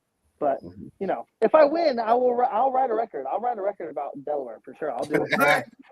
I'll listen to it, Kevin. Chris wants to collect royalties. I'm trying to make some money. You can have 1.5% of $0. Okay. So you owe him money. Okay. I'll use Brady Pearson's credit card for you. So Yeah. Perfect. Well, you guys, thanks for coming on tonight on a Thursday, and I hope you guys have a safe travels to Delaware. I know with the weather coming up, with all of these snow, sleet, and all that crap coming to the East Coast, but just drive carefully and be safe. And I hope to see you guys hopefully next week if I can get over there. Cool. Yeah. We'll see you there. All right. Thanks for having us. Yeah. Thank you for having us, guys. Thank you. See you guys. Bye. Later. All right. That's all the. Let's bring him. Get that off. He's off. He's off. He's good. All right, folks. That's the guys going to be bowling in the tournament, and you can watch that on BowlTV starting on Tuesday. Yes, and I think I know. I think I. Go ahead, Adam. Bring him in, guy. Go ahead. I think they. Hopefully they'll put me in the booth when I go to Akron for the TLC. But yes, we have the voices of the Delaware Classic on BowlTV. And one of them is a diehard Chicago Cubs fan. I think he's ready for spring training baseball as well. Like everybody else. And he's also a bowler on the PBA 50 tour. So our good friend Tom Hess and the voice of BowlTV, and we've known each other for a while, Craig Elliott. So guys, thanks so much for joining us tonight. And talk to us about, obviously about the PBA Tour on BowlTV, but tell people why they should subscribe to BowlTV like I do. Well, that seems like a pretty easy answer, Adam. Good to see you. It's been a while. If you want to watch any type of professional bowling, BowlTV is your place to be. That's all there is to it. And I heard it's on the Fire Stick now because I saw the email that was sent out by Dave Schroeder. He said everything's on Fire Stick or whatever you got, so you can actually download it to your Fire Stick, and you actually can sit there in your comfy fine instead of your computer. You can sit there and enjoy yourself and watch, Craig and Tom, with the broadcast. Even Dave Lamont, if he will show up probably later in the year, probably. So Dave's out there. But let's talk about this tournament. First stop in Delaware. I know, Tom, you joined us last year when I was at the bowling center with all the people coming in for the pro-am. What's the difficulties of that bowling alley? Because I know it's very crowded. Because I had to like elbow people for chicken wings, try to get some meat in there. What's the why was a lot of like Jason Bohanty, struggled, Kyle Troops struggled, you had, but EJ Tackett was the only one who figured it out. So why was it so difficult for those lanes? Well, last year they bowled on a 44-foot pattern. I wouldn't say Belmo struggled. Belmo bowled pretty good. I think he got eliminated in the round of 8. If that serves me last year. This year it's going to be a different struggle for the guys. Bowling on the all-new cheetah pattern this year, 35 foot in length, 36.9 milliliters of oil. For those that tuned in last year and watched it on the show, I think you're going to see a much different plan of attack for the guys this year. They're all going to be on the gutter. I think that was by design. We saw last year at the end of this event how guys were playing way to the left part of the lane. Bug Kroll, as you pull him up here, Bug was, throwing it in the air about 25 feet down the lane. I don't think that's going to be the case this year. Mm-hmm. Just talk about the different, I know you bowled on these lanes because you had the league last year. What was the adjustments for you? So, and I know you were bowling in the tournament as well. What did you have to do for adjustments to get, to know these pairs? Well, yeah, I mean, it's the same thing in any tournament. You just got to pay attention to the guys in front of you, because the people that you follow, that's the most important thing right now. The pattern is the pattern when they put it down. As soon as the ball's thrown down the lane, that pattern is no longer. It has changed, as every ball that's thrown down the lane affects the pattern. So it's going to be interesting this year because, in my opinion, the guys are going to be playing a completely different part of the lane than we've ever played in this center. And I think that's by design. Got a little bit longer ball return there. They're trying to keep the right-handers a little bit further to the right, the lefties a little bit further to the left this year.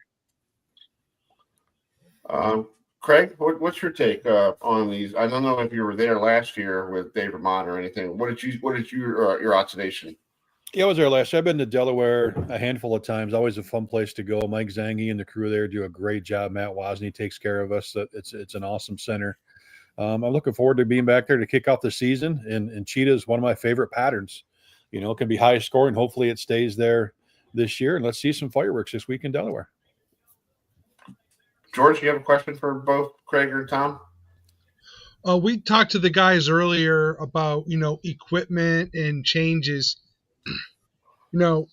Going back to urethane is really, it's going to be a big swing for these folks. And like you're saying, you're going to see folks hanging out on the gutter like I used to when I was into it. I would have to hang out on the gutter because I was throwing my nitro, and that was the only way to get that ball to work was to hang it out on the gutter and make the big swing in from the right-hand side.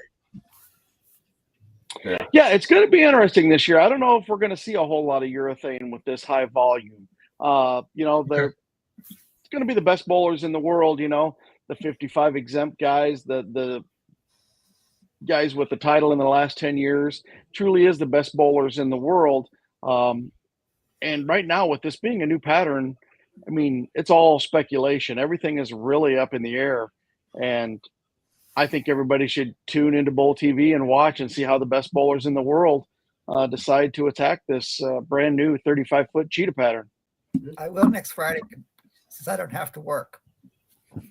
Oh, come on, Adam. You can take your phone and watch it at work. No, I said I'm off work. I'm off work, so I'll be glued to my computer all day long watching you guys on BowlTV. Awesome. We all know you're the super fan. Yes, yeah, it's called. And Craig, how long have we known each other for? A long time, Adam. Well over a decade. Called, well over a decade. Yeah, I know, and it's called. Hopefully, I can join you guys in the booth when I come to Akron for the TOC on Easter week. I mean, I would have said yes, but you introduced Tom Hess first, so you got to talk to Tom. Tom, Hey, Adam, I got some bad news for you at the TOC, buddy. Tom What? Hess won't be in the booth at the TOC. Tom Hess is What? going to be bowling on the lane, so I That's can't do fine. anything to help you get in the there. booth. But I'll you see can you come there. watch me bowl. I'll be there about Tuesday. I'll be Hey, there give him a about Tuesday. microphone, guys. Let him do like a lane report. Like here we go. I'll be. I mean, I'm not Kimberly Pressler, but I can. It's kind of. I mean, I'll do a good job. Yeah. So, Well, Adam, if you show up in a dress, we'll put you on the mic. How's that? You Can I be show up in my? Can I show up in my? I've seen your banana outfit. Costume? Yeah. Oh my God. I mean, you guys know. I mean, I do have a bowling pin costume. That I wear every year up to Portland. So it's called. I'll bring it to Akron. Chris, this is where you say the show's now gone downhill. It's been downhill since Hey, it started. Yeah. George, watch it. George, watch it. Way to go, Craig. It's correct. That's what I'm here for. Okay. Yeah. Adam, you have another question? I do. So I want to talk about the recent news about a couple new sponsors that have joined the PBA Tour this year. Owens Mixed Mixers, and obviously John's Crazy Socks is now a sponsor. And for people who don't know about John's Crazy Socks, he has Down syndrome, and 5% of all 5% goes to the Special Olympics. So it's called. What's your take on the two new sponsors on the PBA Tour this year? Starting with you, Craig. Yeah, I know they were just announced this week. I'm not too familiar with them yet, but I'm aware. I did some research on both of them, and I really like the whole sock idea with somebody going to Special Olympics. But those were just announced recently, and we'll find out more about them in just a few days once we get to Delaware. Yeah, what's your take, Tom? Oh, I love it. Anytime we can add new sponsors to the PBA Tour, shout out to Tom Clark and everybody with the PBA to reach out and get the new sponsors. And the first thing I did when I heard about John socks is I went and bought a couple of pair. I bought the PBA pair. And Adam, you introduced me as a Cub fan. What's going on right now? I am a Cubs fan, but I'm a Chief fan, buddy. Yeah, the Chiefs are going to this year over the Lions. It's called I'll see you win the. It's called I'll see you win the AFC Championship game. Okay. Wow. Chris, while you're away, we went down the rabbit hole. Oh, it derailed again? Yeah, good Lord. Greg, it's called since you're in Michigan, are you a Detroit Lions fan? Unfortunately, yes. Well, it's called. You have a shot to come. It's called. I mean, you could face either Tom, or I mean, you could face me, or you could face Tom and Chris in the Super Bowl. Well, if we get to the Super Bowl, I'll be 54 years old. It'll be the first time in my lifetime we've had a chance to actually have a great season. So I'm optimistic. It's tough to buy in, but I'm there. Every Lions fan deserves what's happening right now. I'm a Giants fan, first and foremost. My wife is a Steelers fan, so I've adopted the Steelers. Both my teams are out. I'm all in on the Lions. I've been all in on the Lions since last year. So, I always tell people, though, the year that we went 4-0 in the preseason was the same year we went 0-16 in the regular season. So that's true. That's true. It's tough. It's tough. Exactly. Well, guys, thanks for coming on tonight. I really do appreciate it. I hope you guys have a safe travels to Delaware, and you can watch them on BowlTV on bowl.com, or you can go on the Fire Stick and watch Craig and Tom doing the wonderful broadcast from that beautiful center in Middletown, Delaware. So you guys have a safe trip over here, and we'll talk to you down the road. Okay. Thanks, Chris, and it's also on Roku and Apple TV as well. Thank you. I have Roku. So. All right, Craig. Thanks so much. Thanks, Tom. Thanks, Chris. Thanks for having us on. Everybody, tune in to BowlTV. Watch the PBA all the way up until the FS1 or Fox telecast. You can see pretty much every ball from every bowler thrown live on BowlTV. That's awesome. We'll do. All right, buddy. We'll Thanks do. for coming on. I see Thanks, you. guys. Thank you.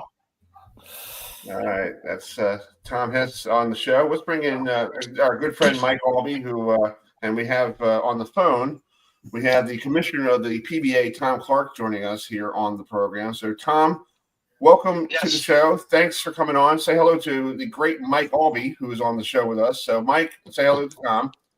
Hey, Tom. How's it going? You got the wrong Tom on the screen, Chris. Oh, I sorry. was just at Beat the Champs in Chicago, which is a historic event they have every year, and it was pretty exciting. A young kid, junior bowler, bowled a 300 game, and with Kyle Booth right there with him, and it was really good. Cool. I do need to talk about this tournament you got named after our great Mike Aulby. Mike, you have a tour stop named after you, just like Pete Weber last year. So how does that all come together, Tom? What did you I know Pete Weber last year at the All-Star Challenge said his name 16,000 times on the broadcast. Well, go ahead. I think you can see that even Pete Weber is a fan of Mike Aulby, and no PBA bowler in our history has been a better representative of the game and of the PBA on and off the lanes than Mike Aulby. And Mike, not only the first Super Slam winner and Rookie of the Year, Player of the Year, he's won everything, and then he became a successful proprietor, and I'm on the board that he's the president of the Hall of Fame board, and I get to be on that board with him. And so he gives back to the game. He shows all the pros how they could live their lives. He's one of these players where every single person who's ever bowled admires his incredible talent. And he's just so humble that he'll never say any of these things. So being able to put his name on an event automatically lifts the prestige of the event. It makes the players want to win it more. They want to shake his hand when they get that trophy. We really thought that Nevada would be a great place. Reno would be a great place for it because Mike's won a lot in Reno. He's won a lot in Nevada through his career. We had a lot of people say, well, it should be in Indiana. I mean, yes, that's the place where Mike is from. But the only Indiana, event that we have is the U.S. Open right now. Yeah. So this is where it is this year, and it doesn't mean it can't move to other places in the future. But we're really proud to have Mike involved with the PBA in any way. Mm-hmm. So it'll be a real exciting event. Yeah, Mike, it looks like you do you have any houses in Reno or Nevada or anything? Because you tore it up there back. I was looking at your your career winnings. In 1979, you won the national championship, and then you and Steve Cook dominated the doubles tournament. It was there in the middle 80s, and then you finished it up with the back to 95 Masters and the 98 Masters. So I guess you're paying rent there in Nevada. Well, between the showboat and the stadium, things were pretty good. So I enjoyed Nevada quite a lot, but my first title was only 19, so it was kind of a strange place to be at when you can't do much in Vegas when you're 19. Yeah, not bad for a Christmas gift, right? Yeah, your parents gave you that a Christmas gift, so they did. Gift. Yeah, Wow. They did. Yeah, I don't think my parents gave me anything like that for Christmas. I'm trying to think. No offense to my parents. Yeah, I'm thinking. So Tom, with this tournament with Marc, with Mike Aulby and Pete Weber this year, is there any other is down the road? Are you going to try to maybe we might have Marshall Holman have one or because we got all these greats. We have the Roth Holman doubles. Right. That's this year again. We've done that for many years in a row. So that that has Marshall in it. Of course, we wish Marc was still with us, but Marshall will be at that event. And we've done Carmen Salvino through the years. We've done we've had a lot of different chances to honor the greats. We have the Earl Anthony Trophy at the PBA World Championship. We have the Norm Dukes Trophy at our LBC. I always want to continue to look back at the people that inspired all of us to get involved with the PBA and all the new players. And when we're able to recognize them at our events and we can run highlights of their careers on our shows, I think that it helps us educate the public on the storied history of the PBA. And we should always keep the legends' names alive. So whenever an event fits and we feel like we can make it work, Pete's is in Missouri where he's from. You know, whenever we can do that, we're going to try to do that. And so, yeah, I mean, it's definitely why I'm with the PBA now. Is when I grew up, as a kid, that's what I did. I watched the PBA and I emulated these guys, and they were my heroes, and they inspired me to take up the game and try to bowl professionally myself. I only got to the collegiate level, right? But then you still want to be a part of it, and you're a fan, and so it's the players that do that, and it's the players that make these regular appearances on national TV, like Mike did, and like Pete did, and Norm, and all these guys, and now the guys of today, like Belmo and Kyle Troop and Simo and EJ Tackett. You know, I hope one day down the road, when I'm watching and I'm just in my easy chair, I hope they name some tournaments after those guys too. Yeah. Well, it's pretty cool. Before Adam asked the question, this is cool for me because I grew up watching Mike Aulby, and I know on Saturday mornings when I was at bowling in the bowling league, I'm thinking, what did Mike do on Saturday? Because you always, Mike, I have to give you credit. You always, I know I got yelled at in my league for running out the strike, like you did, but I got yelled at from my mother one time, like, you're not on ABC Sports. Stop it. Because you were like my babysitter literally, and my mom's still waiting for the money for the babysitting money for that, and I asked for that.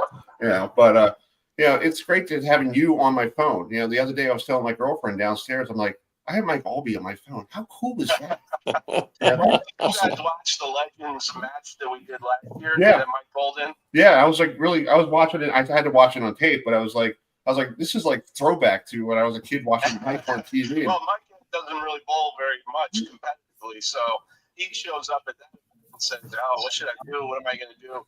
And the next thing you know, he's stroking the ball just like he always did, and he strikes, over and over again. And he beat all the NASCAR guys in a clash event, and then he struck in the Legends match that we did against the current stars. And Mike Aulby is one of these guys where he could bowl in the parking lot. I mean, I always tell him, because I'm also a really big David Letterman fan, and Mike Aulby made a couple different appearances on the Letterman show, bowling in the hallway, and bowling and all, knocking over beer bottles and different things like that instead of bowling pins, and he still bowled well even there.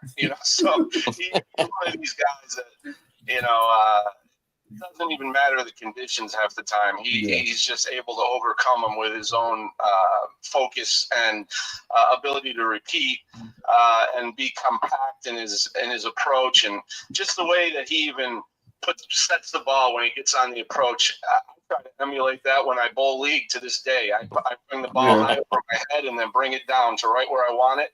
That's exactly Mike Aulby, and his name goes through my head when I do it, because that's why these guys have so much power, the pro bowlers, because you want to be like them. And Mike's a guy you want to be like. And Mike is so humble, because last week he forgot to come on my show because he was snowing. He was plowing snow, and I got to give him credit that he works hard. You don't hear from him. And he goes, "Oh, I was plowing 5 and 10 inches of snow." I'm like, "Oh, I had 5 inches here in Baltimore, but that's okay." Yeah, but he's always working to improve something, to make something better, and it's always great that And Mike, you do a fantastic job, and you don't hear from him. It's like sometimes thinking like, "Where's Mike? Is Mike okay?" I haven't heard from him. You guys are way too kind. You guys are way too kind. I mean, we're so fortunate in the PBA and bowling to have Tom Clark as our commissioner. I mean, I can't think of any other sport that somebody at the top cares like Tom does, and it shows. It really shows, and Tom, we greatly appreciate it, and thanks to for getting me out there to bowl, last year in Phoenix, and didn't want to embarrass myself, but I got there and had a blast and a lot of fun, and it had been 20 years since I threw a shot on TV, and to say I was nervous was an understatement, trust me. But yeah, it was a blast, and the honor to be out there at in Reno to have my name on a tournament.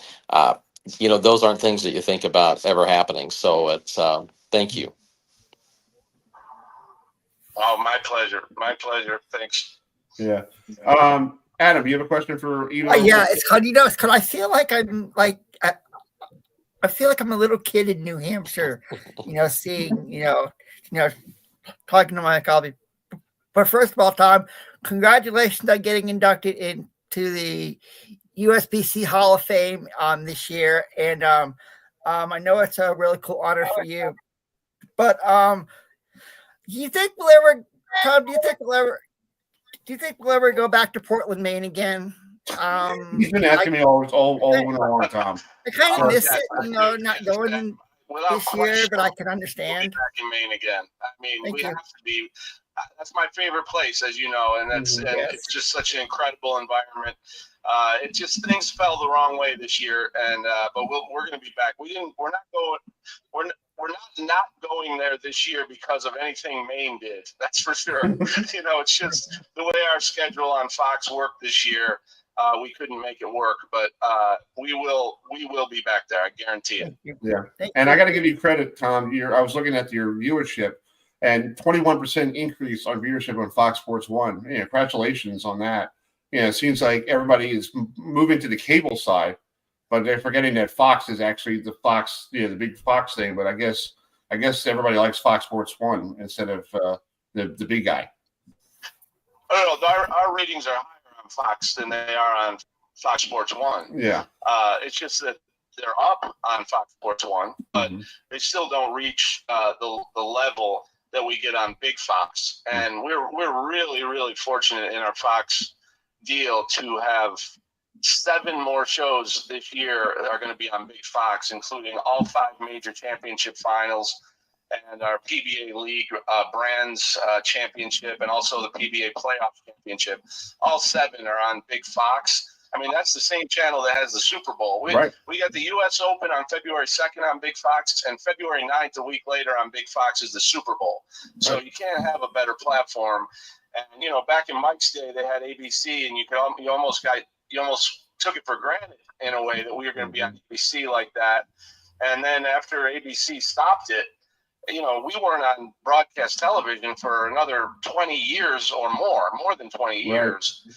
And so to have this new relationship with Fox over the last 5 years or so and beyond Big Fox has been the best accomplishment of my career, the thing I'm most proud of. And I just hope all the fans in the industry take advantage of this opportunity to have this many eyeballs. I mean, if 200 million people can watch the Super Bowl on that channel, we can get a million, right? We can get up there. We just got to all promote it together and make sure everybody knows. Hey, you can watch the U.S. Open on February 2nd, Big Fox. Exactly. Delaware will be live on January 25th on FS1, and hopefully we'll be able to tell people that week, hey, next week we're on Big Fox, the U.S. Open, and then the U.S. Open's a 2-day event. We'll be on Saturday and Sunday. Saturday on FS1, and then Big Fox for the final. Yeah, that's cool. I do have to ask you a question. I've been watching, we watched old bowling our entire lives, and I was wondering, are you guys ever? I know we used to have this on ABC, the tip of the week, with Bo Burden. Is that ever going to come back? Because I feel like Randy should be a good person to do that. Because I think Randy's been in the bowling, field for so long, and I think because I learned how to bowl really well, Tom, from watching the tip of the week. Yeah. And Bo used to be able to put all of them into videos and sell the videos, and it's all way before YouTube, of course, when everybody can get whatever tip they want every minute, But a couple years ago, we brought Randy down to Kegel, and we taped about 20 tips, and we ran them in through the show, and so over the years, we have tried to bring that back in a way. It's never a bad idea. I think it's a big reason people watch is to get better at their own games. And, golf, Steve keeps doing it and keeps having tips every show. And so we try to incorporate tips and information for people to get better at their games while the matches are going on. And I think Strike Track really has helped us be able to articulate what we're talking about when you talk about targets on the lane and break points on the lane and ball speed and revolutions and that stuff all comes into picture when you can see it on the screen, as we've been able to do with Fox. Right. But no reason to not bring tips back. I agree with you. George, you got a question for Mike or Tom? Actually, I have something for each of them. Tom, a comment for you. To have the commissioner, Chris, on the show, the guys out here supporting the product. And that is to have the commissioner out here talking about his sport is just phenomenal. You can't find that in many sports where a commissioner would come on a show. So Right. Tom, hats off to you, buddy. It speaks to what you're trying to do for the sport, and no media market it's too small. You never know where you're going to find that person. Yeah, I appreciate it. I mean, anytime you guys ask, I love what you do for us. I'm really grateful that you help promote the PBA. And I mean, tonight's a weird one for me because I came down to Chicago for the Beat the Champs event, and Carmen Salvino was there, which was a huge surprise. I was worried about him, but he looked great. Mm-hmm. And he's the guy who founded the PBA along with a few other people. But so to be able to see him and see he's doing well past the age of 90 was a really good treat. And I put a picture of him talking to Kyle Troop on my commissioner page on Facebook if you want to see how he's doing. He looks fantastic. And but the event went a little late, so I'm talking to you from the phone driving up the interstate here back home. Hey, we get people from they're driving or flying. We don't care. We get you on where it's fine. Backseat of the car. Yeah, restaurant. It's okay. Just make sure your meal's done before you come on. That's the question. Yeah. So Chris, to Mike. Mike, the last time I spoke with you, we talked about my coming from Connecticut, being a bowler back in my day. And I asked the guys that came on before you, name for me a classic place that you've bowled on the PBA tour. Okay. And you and I talked about Windsor Locks. Yeah. Okay. That is one of the classic spots on the old tour. I remember talking about how the planes would fly over and then the lanes shake a little bit. I mean, that's good stuff. And I appreciate the fact that, these guys need to experience a place like that.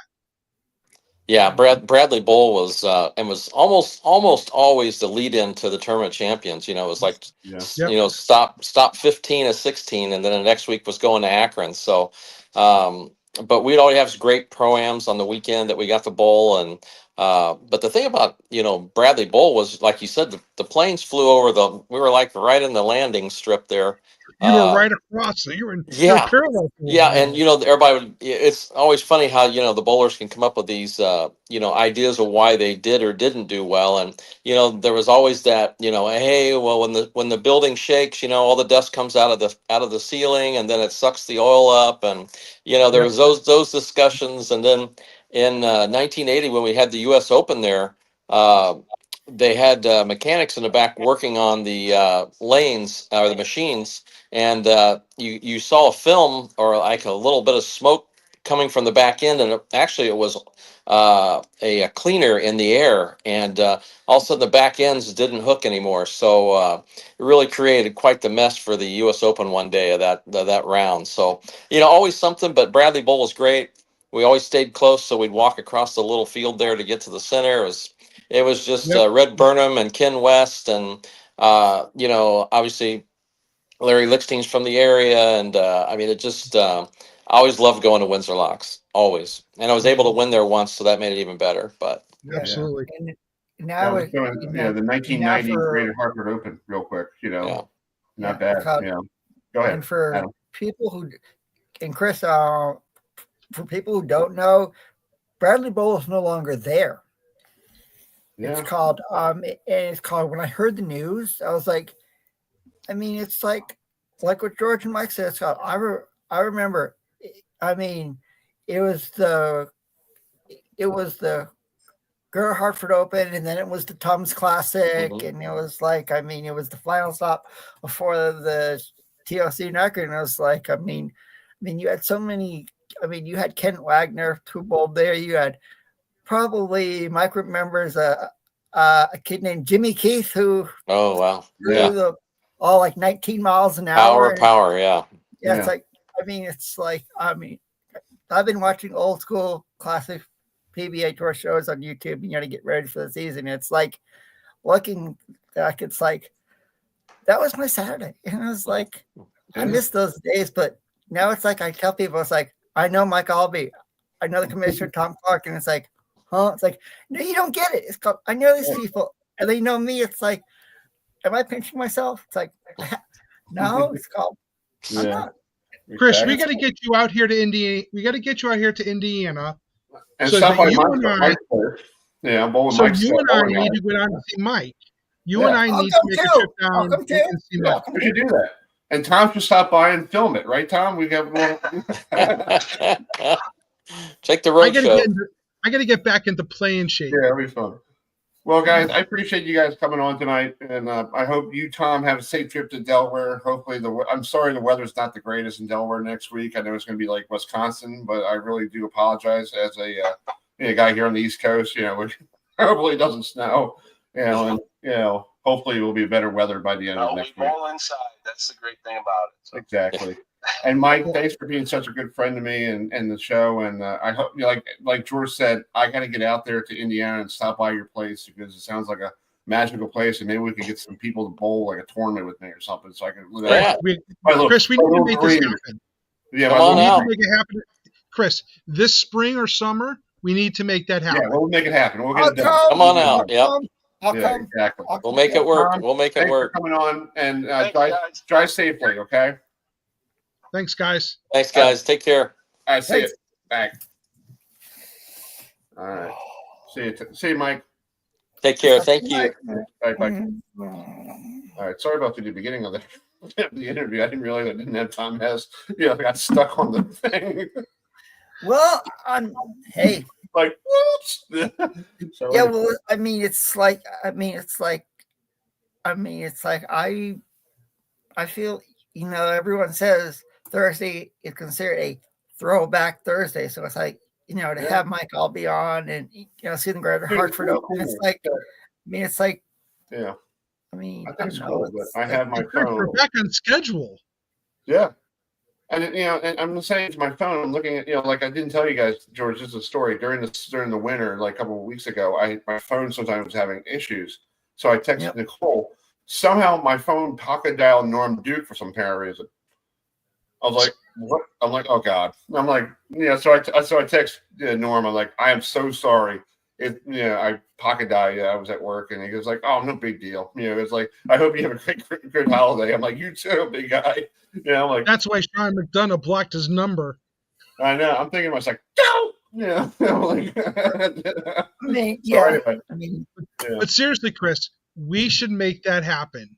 We've talked about it for a couple of years. I'm game. Get good weather. You don't have to worry about snow and the crap that we've been having up here and down there in Indianapolis area. Mm-hmm. We should get a weekend, pick a weekend, and we make that happen. Exactly. I'm game. We could do that. We could work on it. I have vacation time. We could do that as a vacation, and I'll bring Nicole out. I got brand new bowling shoes. So nice. I gotta get new shoes too.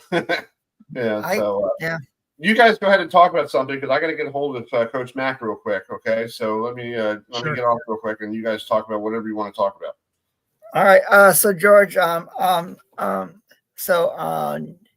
going with this game, Ohio State versus Notre Dame. I know we talked about it earlier with Reggie Brooks and Mark Edwards, but do you see this as being a one-score game, or do you think it'll come down to like maybe what we saw regarding Ohio State versus Texas in the semifinal game at the Cotton Bowl? I'm going to go back with the score that I picked last week. Okay. I picked 31-28 for Notre Dame in Penn State. It was darn close. That was darn close. I was thinking if they go down there and they get that touchdown, we're right there. I mean, I'm in that zone. You know what I'm saying? Yeah. I'm thinking it's going to be the same thing. I'm keeping the same score. I'm thinking this is going to be these are two teams that have made their own history through social media. Yes, that's true. And, the whole Lou Holtz thing, Ryan Day picking on an 87-year-old man last year. And I think that Notre Dame takes care of business. I really, really do. There's something special about this team, and I will step back When someone asked me after week 2, Notre Dame loses to NIU, they asked me, George, does Notre Dame make the playoffs? I said no, because I was using the lens that the college football playoff had been forever using. Okay? You have to control your own destiny nowadays with this new format. Not only did teams lose to Notre Dame, but Notre Dame took care of business at the right points in time, and they beat their teams with a message. Right. So to me, the NIU loss we talked about earlier, the NIU loss was the best thing that happened to Notre Dame. But in the end, this game is theirs to lose. Right. True. Exactly. They control their destiny. Well, speaking of this game, we have a gentleman on the phone who's a good friend of our show from a long, long time ago. The former head coach of New Hampshire. He was Brian Day was his quarterback from 1998 to 2001. I don't know why ESPN doesn't do a story on this one. This is a good idea. 30 for 30. Yeah, 30 for 30 or something. Because people, this guy actually knew him when he was just Ryan Day. Yeah, so let's bring Coach Mac on the program with us. Yeah.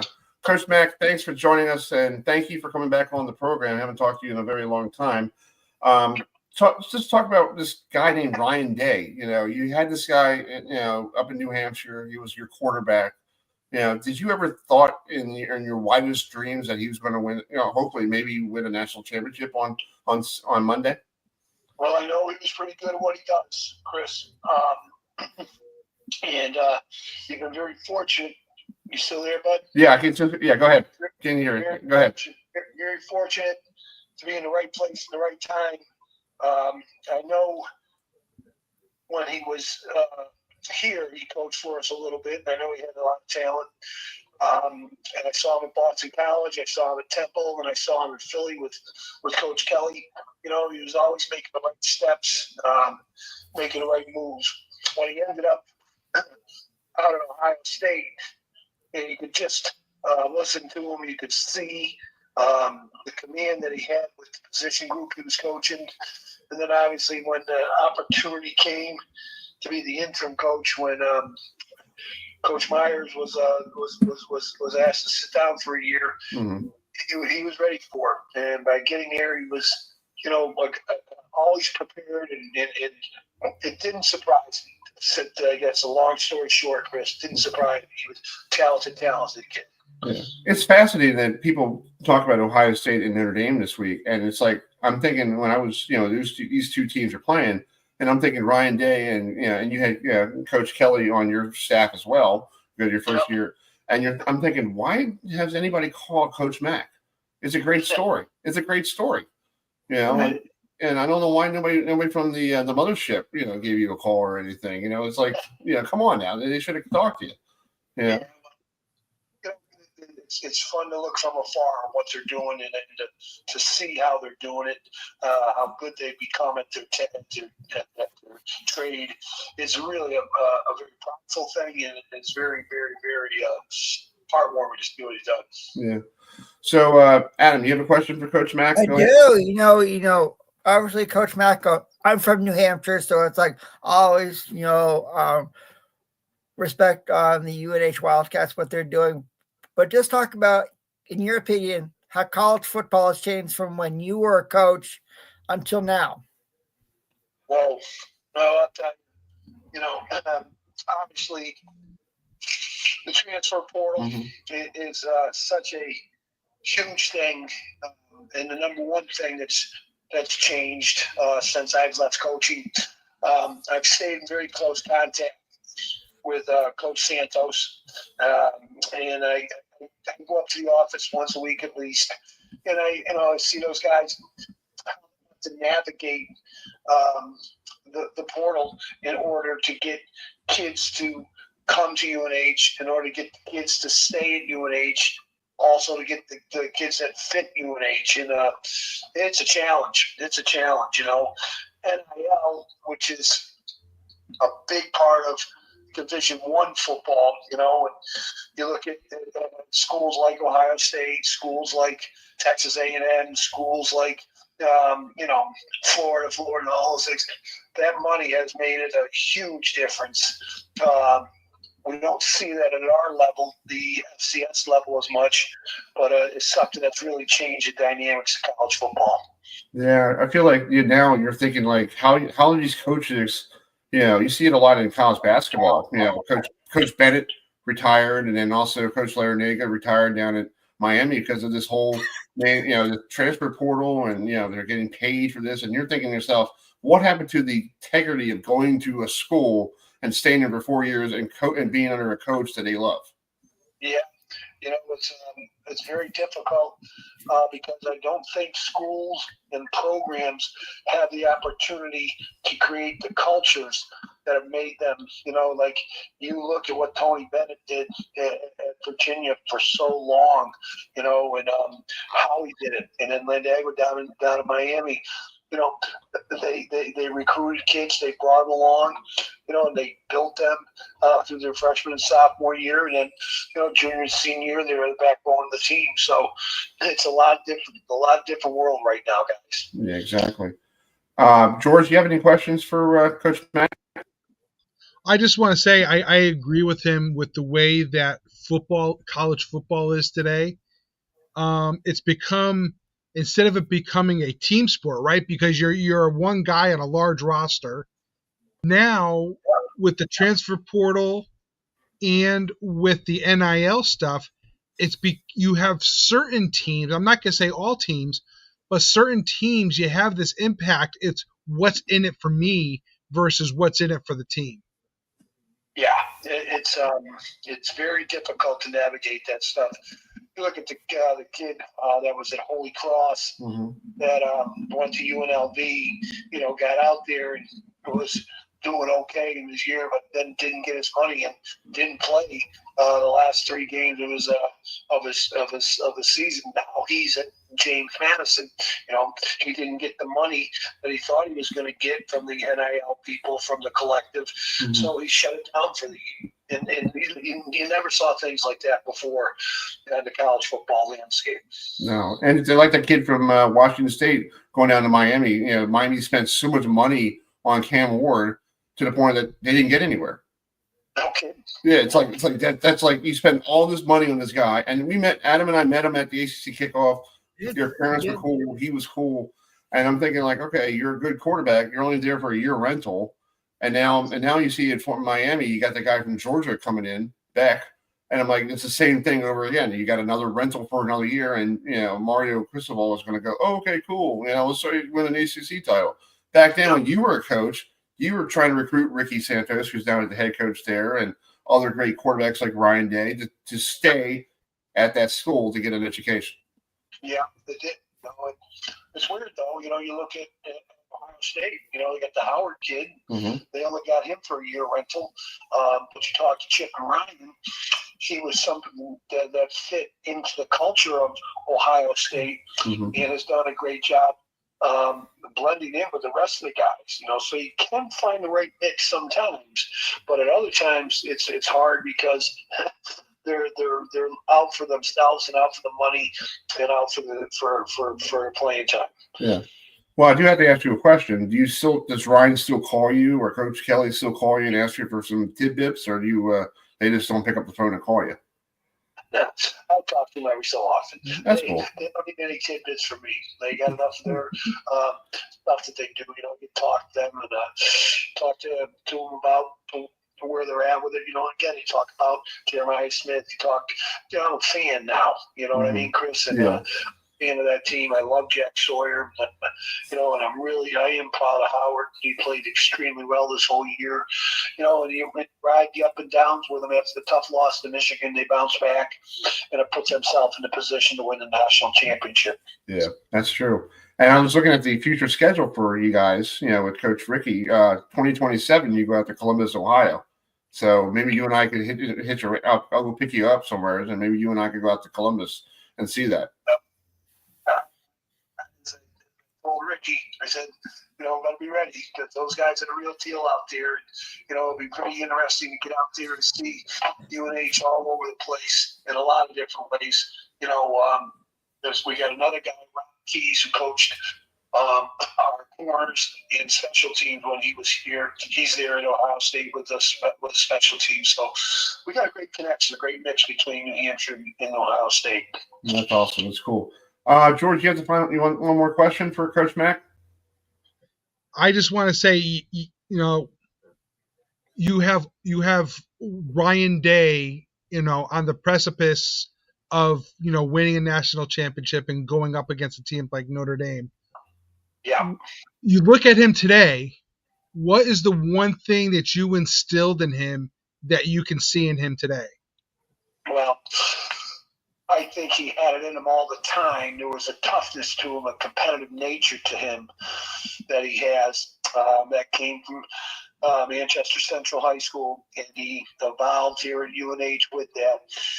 He was very competitive, and you know, as in everything, a lot of our guys didn't want to win, but he was very smart in the way he did it. So a great combination of competitive spirit, competitive nature, and he was built to coach that team, and the eyesight that he has, knowing what to do, how to do it, when to do it. It's a pretty cool thing to see. Exactly, I agree. Adam, you have one more question for Coach Mack? Yeah, I do. So going back to when you were head coach at UNH, what was it like to play against your arch rivals from Hanover when you did in the Dartmouth Big Green?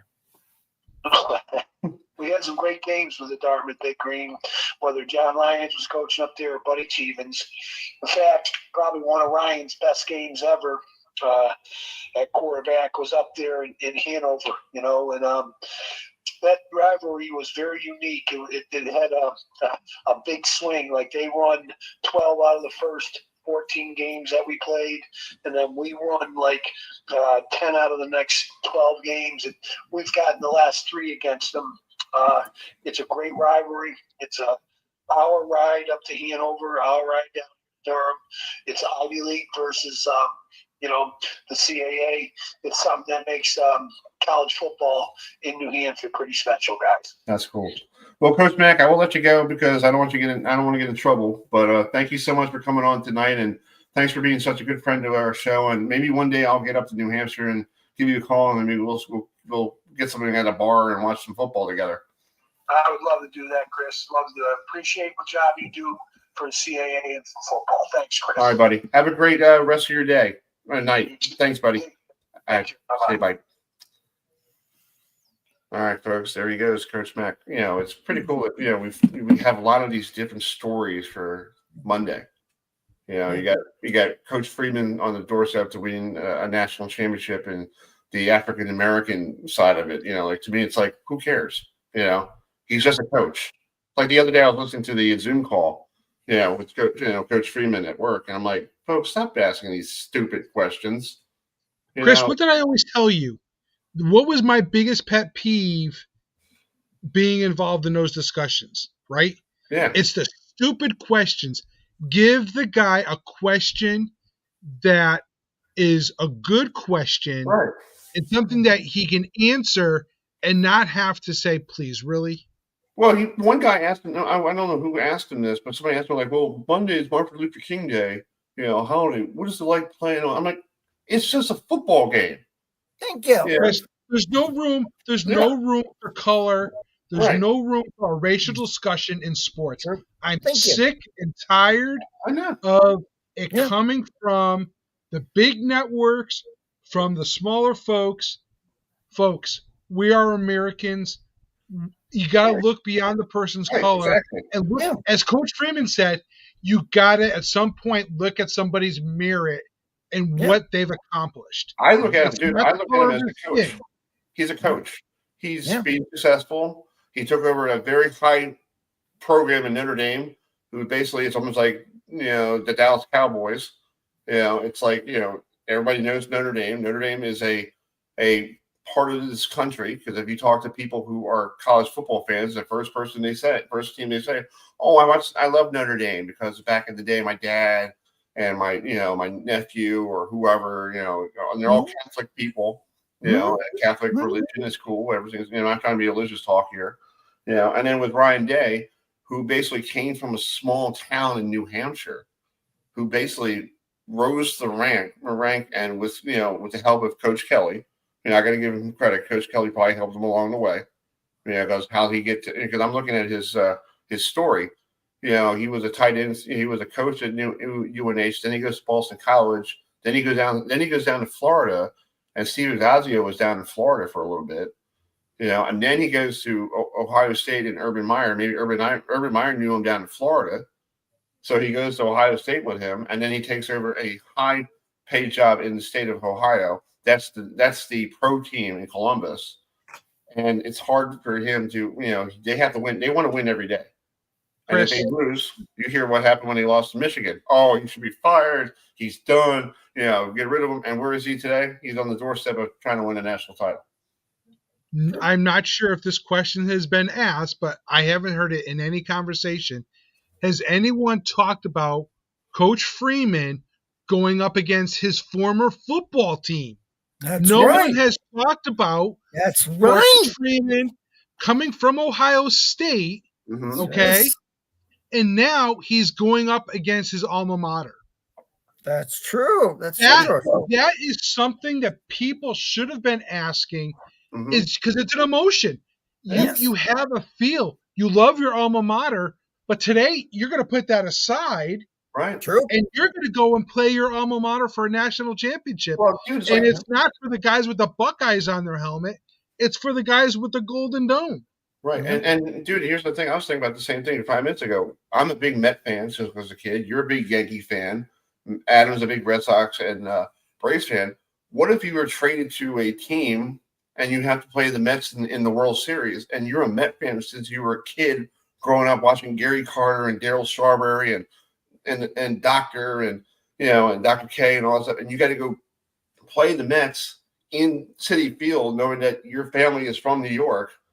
And it's like, to me, that's hard. And for Coach Freeman to tune that out, knowing this is his alma mater, who, he's taken up against, he's going up against his alma mater. I think right now he's thinking to himself, I'll be happy if they won, but I'll be sad because I lost, because I lost for Notre Dame.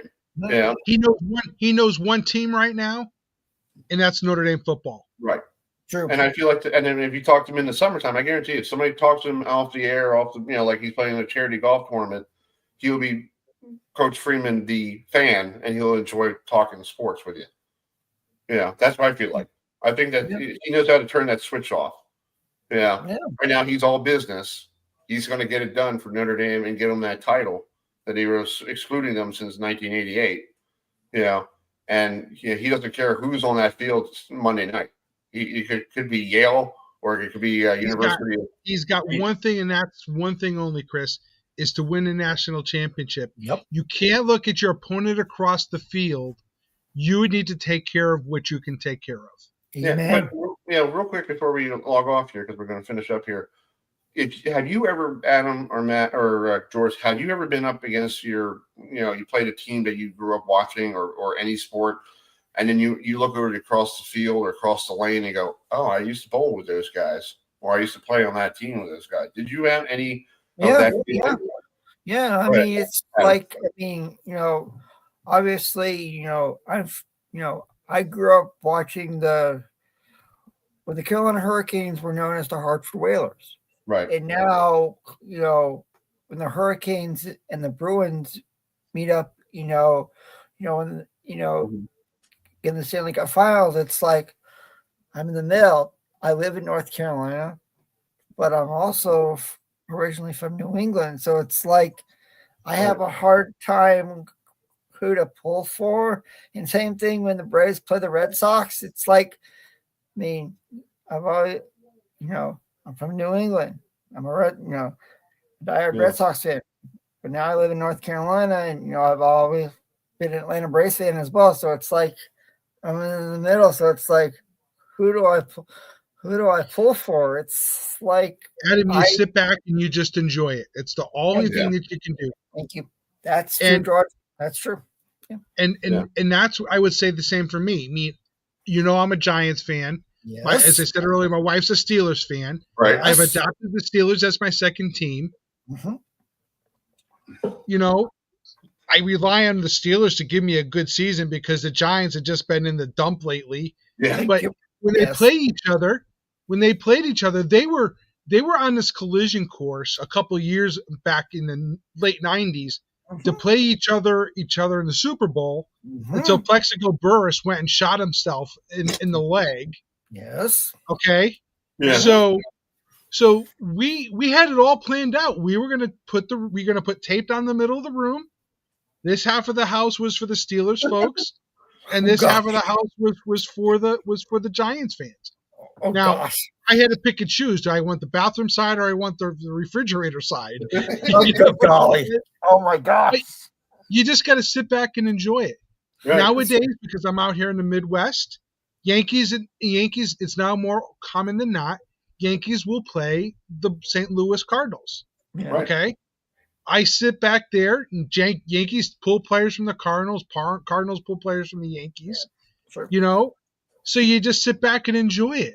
Right. Yeah. You know, it's just one of those things. You take that time, and as a fan, you can just enjoy it. But Right. as a coach, your number one priority is the guy that's paying your paycheck. Exactly. Bingo. Exactly. Well, we're going to wrap up the show here, but I appreciate you guys joining. We're not going to do the show on Monday because it's the national championship and everybody's going to get themselves ready for the game. It's the game's at 7:30. We're going to try to do it next Thursday. I'm sending Jen Lewis down to Atlanta to do some of the national championship stuff. Hopefully she'll get some audio from anybody, and hopefully she can get that for us.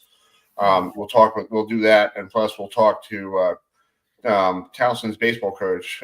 Coach Tyler will be coming on because he's doing a hot stove thing on February 1st, and he has Grady Little coming on as one of his guest speakers. Former Red Sox Dodger manager. So we're going to talk to him about that. So we're going to be doing it next Thursday night. We're probably going to do it at 6:30. So we need some picks, Chris. Oh yes, just real quick.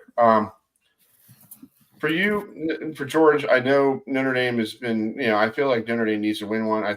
But I feel like I'm torn between both Ryan Day and Ohio State because of Coach Mack, because he's such a good friend of us, and and I hope one team will win because if Coach Mack, if Ryan Day wins, they get the monkey off his back, and you don't have to listen to people complain about things, and maybe he can enjoy himself, relax, and Columbus will be happy. On your side, George, you haven't won one since 1988, and I think it's time for you guys to have one because it's been a long time. And Notre Dame has 11-time national champs, and you got to go back to the days when it's like 1988, and that's like before the internet even started.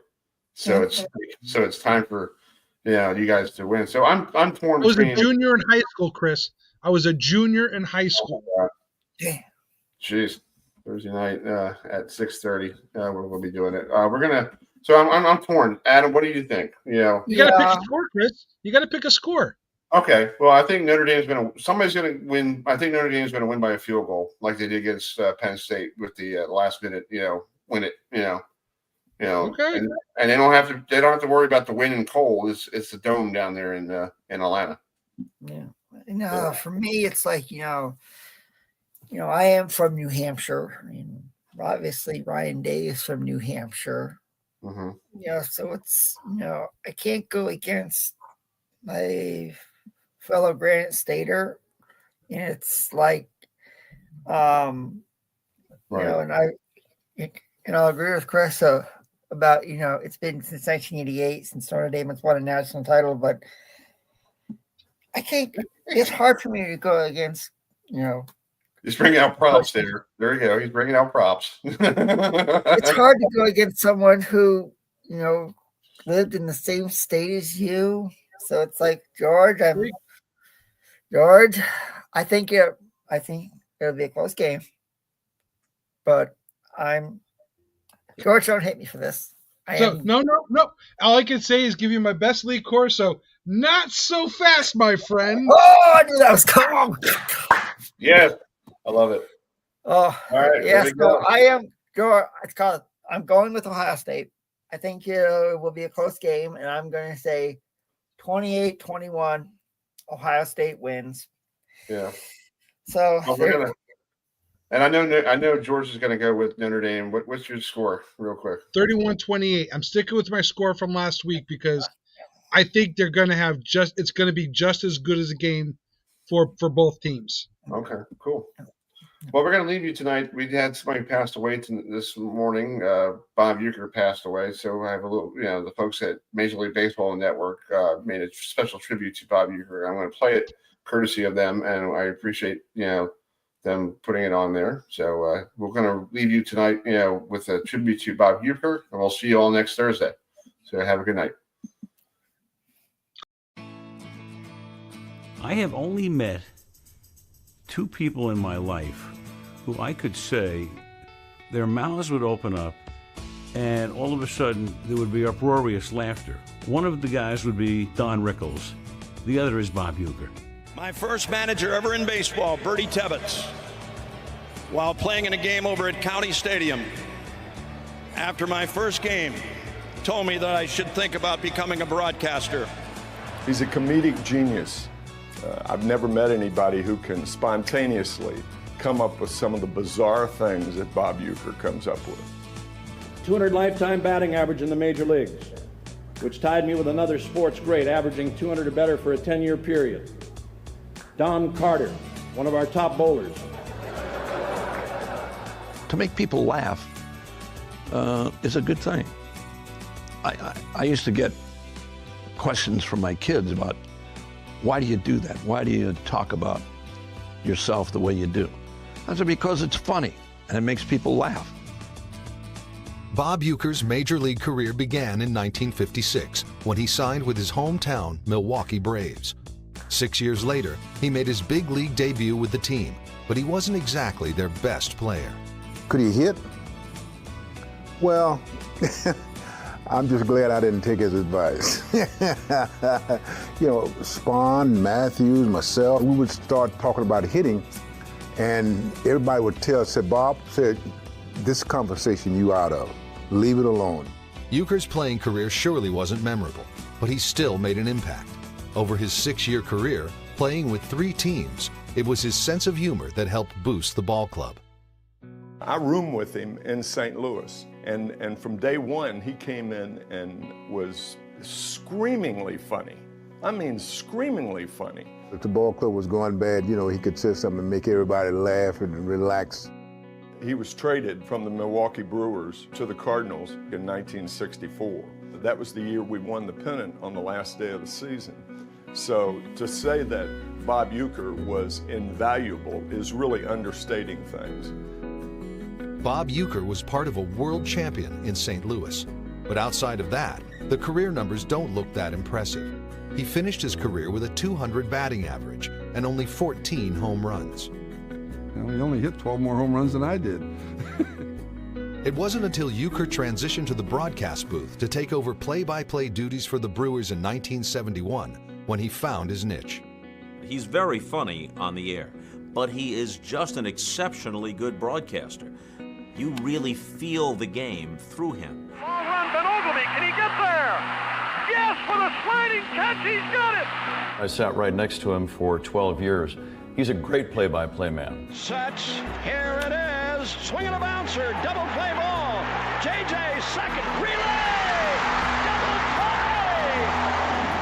Whoa, what a finish. I think where he really shines is when the game is 11-2 and it's the 6th inning, because then you have to go to plan B, and he starts telling stories. But he was one of those guys that could take that 18-pack and that 64 MTD. He'd bang them all, yeah. He was good.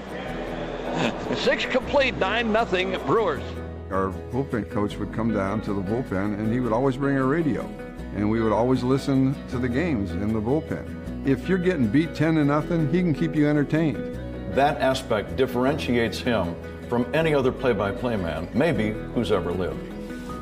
And while Uecker was beloved throughout his native Milwaukee, because of his appearances on a certain late-night talk show, he was also endeared by a national audience. I mean, Bob is a comedic genius, and nobody would have seen this had he not gone on Johnny Carson and done what he did. What he did was put the host of The Tonight Show into hysterics. So much, in fact, that Johnny Carson made Bob Uecker one of his most frequent guests and dubbed him Mr. Baseball. Here's a batting average here of 147. Well, I was screwing around. I didn't, Bob was on Johnny Carson over 100 times. That's about 99 more than I had. Years ago, the old timers wearing that leather supporter, when you sweat, it would expand. And I'm just so happy that Johnny Carson gave him a chance to be the Bob Uecker that we all know the Bob Uecker can be. As I've said before, when the word baseball is mentioned,